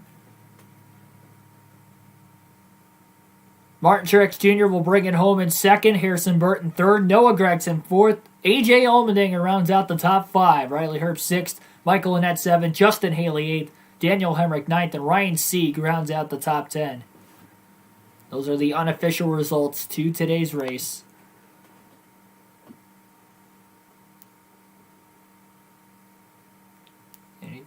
Good win there for Justin Allgaier.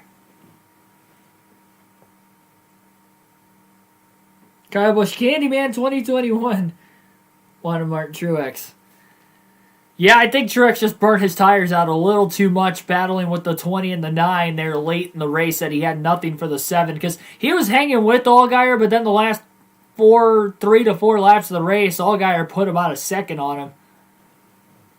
They were within a couple car lengths. I think Truex just used his tires up too much. Allgaier, who had the clean air on the restart, had a good launch that he was out in front since the restart.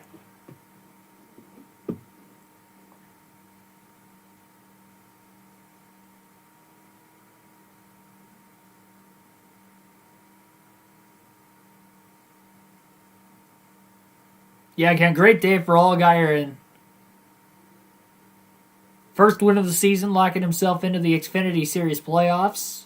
4th different driver to do that now.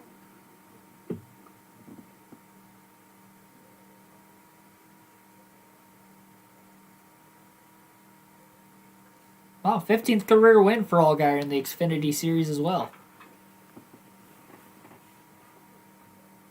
And his first at Atlanta, as Adam Alexander also stated.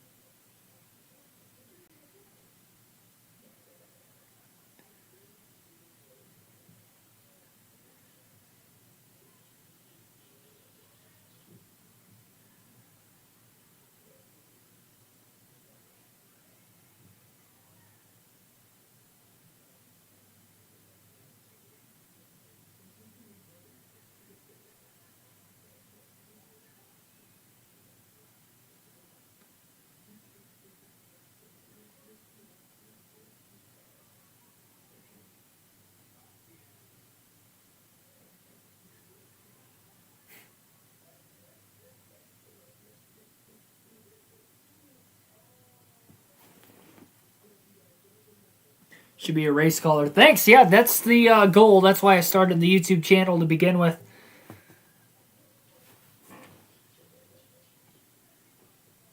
That's why we do realistic broadcasts. Again, once a week with the real races and every day with NASCAR video games. You'll be seeing the career mode episode for NASCAR Heat 5 tonight for the Truck Series at Homestead. So that should be a good show. One of the better mile and a halves on the schedule.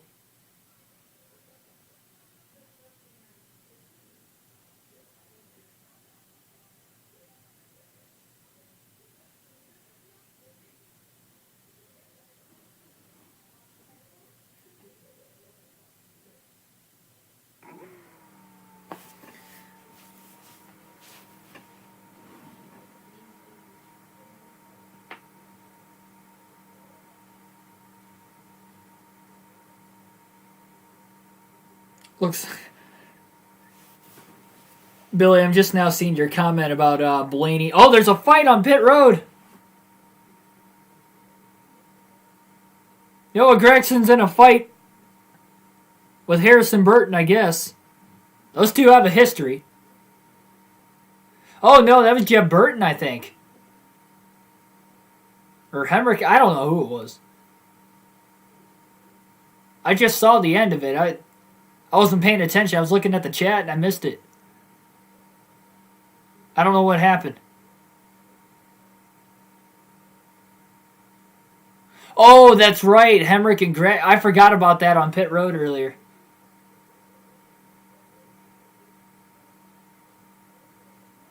Oh, jeez. Gregson took a swing at him. He missed. That was a big swing.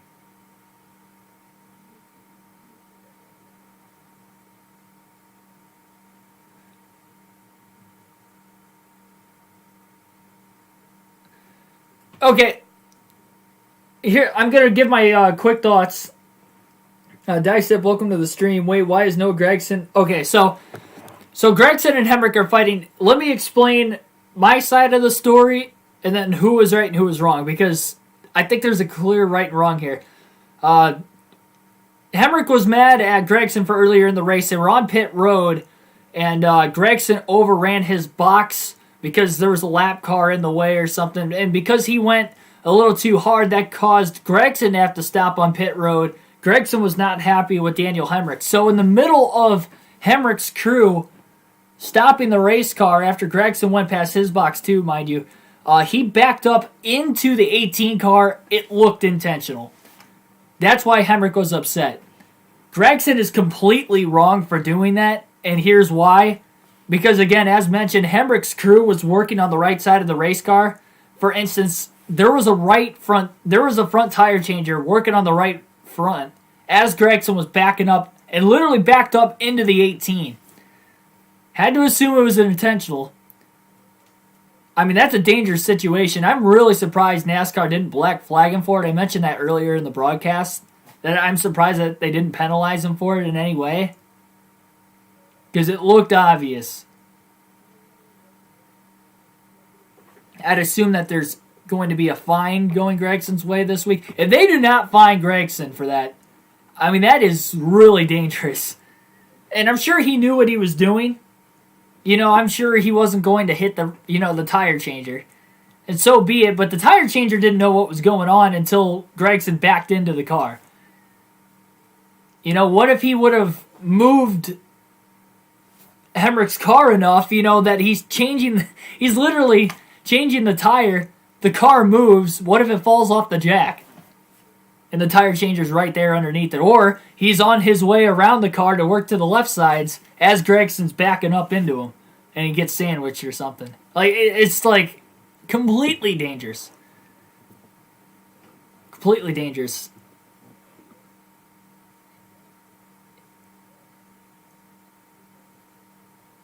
Gregson did not want to talk, though. He went straight to throwing punch. Well, in all fairness, though, Hemrick put his hands on him, so I did. As far as the fight goes, it was an even fight. It wasn't much of a fight. It was a swing and a miss, but boy, if that punch would have connected, that was a good-looking punch by Gregson. I'll give him that. We'll be going to the NASCAR trailer, yeah. The Zoom trailer, probably, because of COVID going on. They probably won't be in the same trailer, but... Alright, that's going to end the stream, ladies and gents. Thanks for everybody popping in for the Xfinity race today. We'll do this again next week with the Truck Series race at the at Dirt Bristol, and I think I'm going to do the Cup race at Dirt Bristol too. So usually we only do this once a week, but Dirt Bristol's making a debut, so we're going to do it for both races. We're going to have a little fun with that, especially with no racing the following week because of Easter. I think it's right to do 2 races next week. And those are the only 2 races going on. So we'll be back again for that. NASCAR Heat 5 Career Mode will continue here. Give me about 15-20 minutes. We'll start the stream up near the top of the hour. And we do full races with a realistic broadcast with the...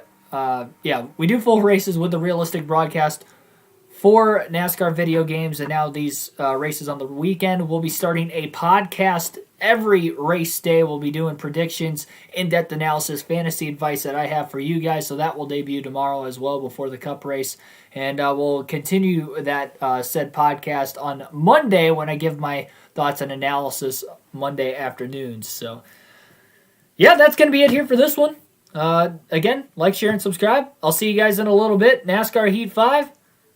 And the time for the podcast tomorrow, I'm not entirely sure yet, but it will be...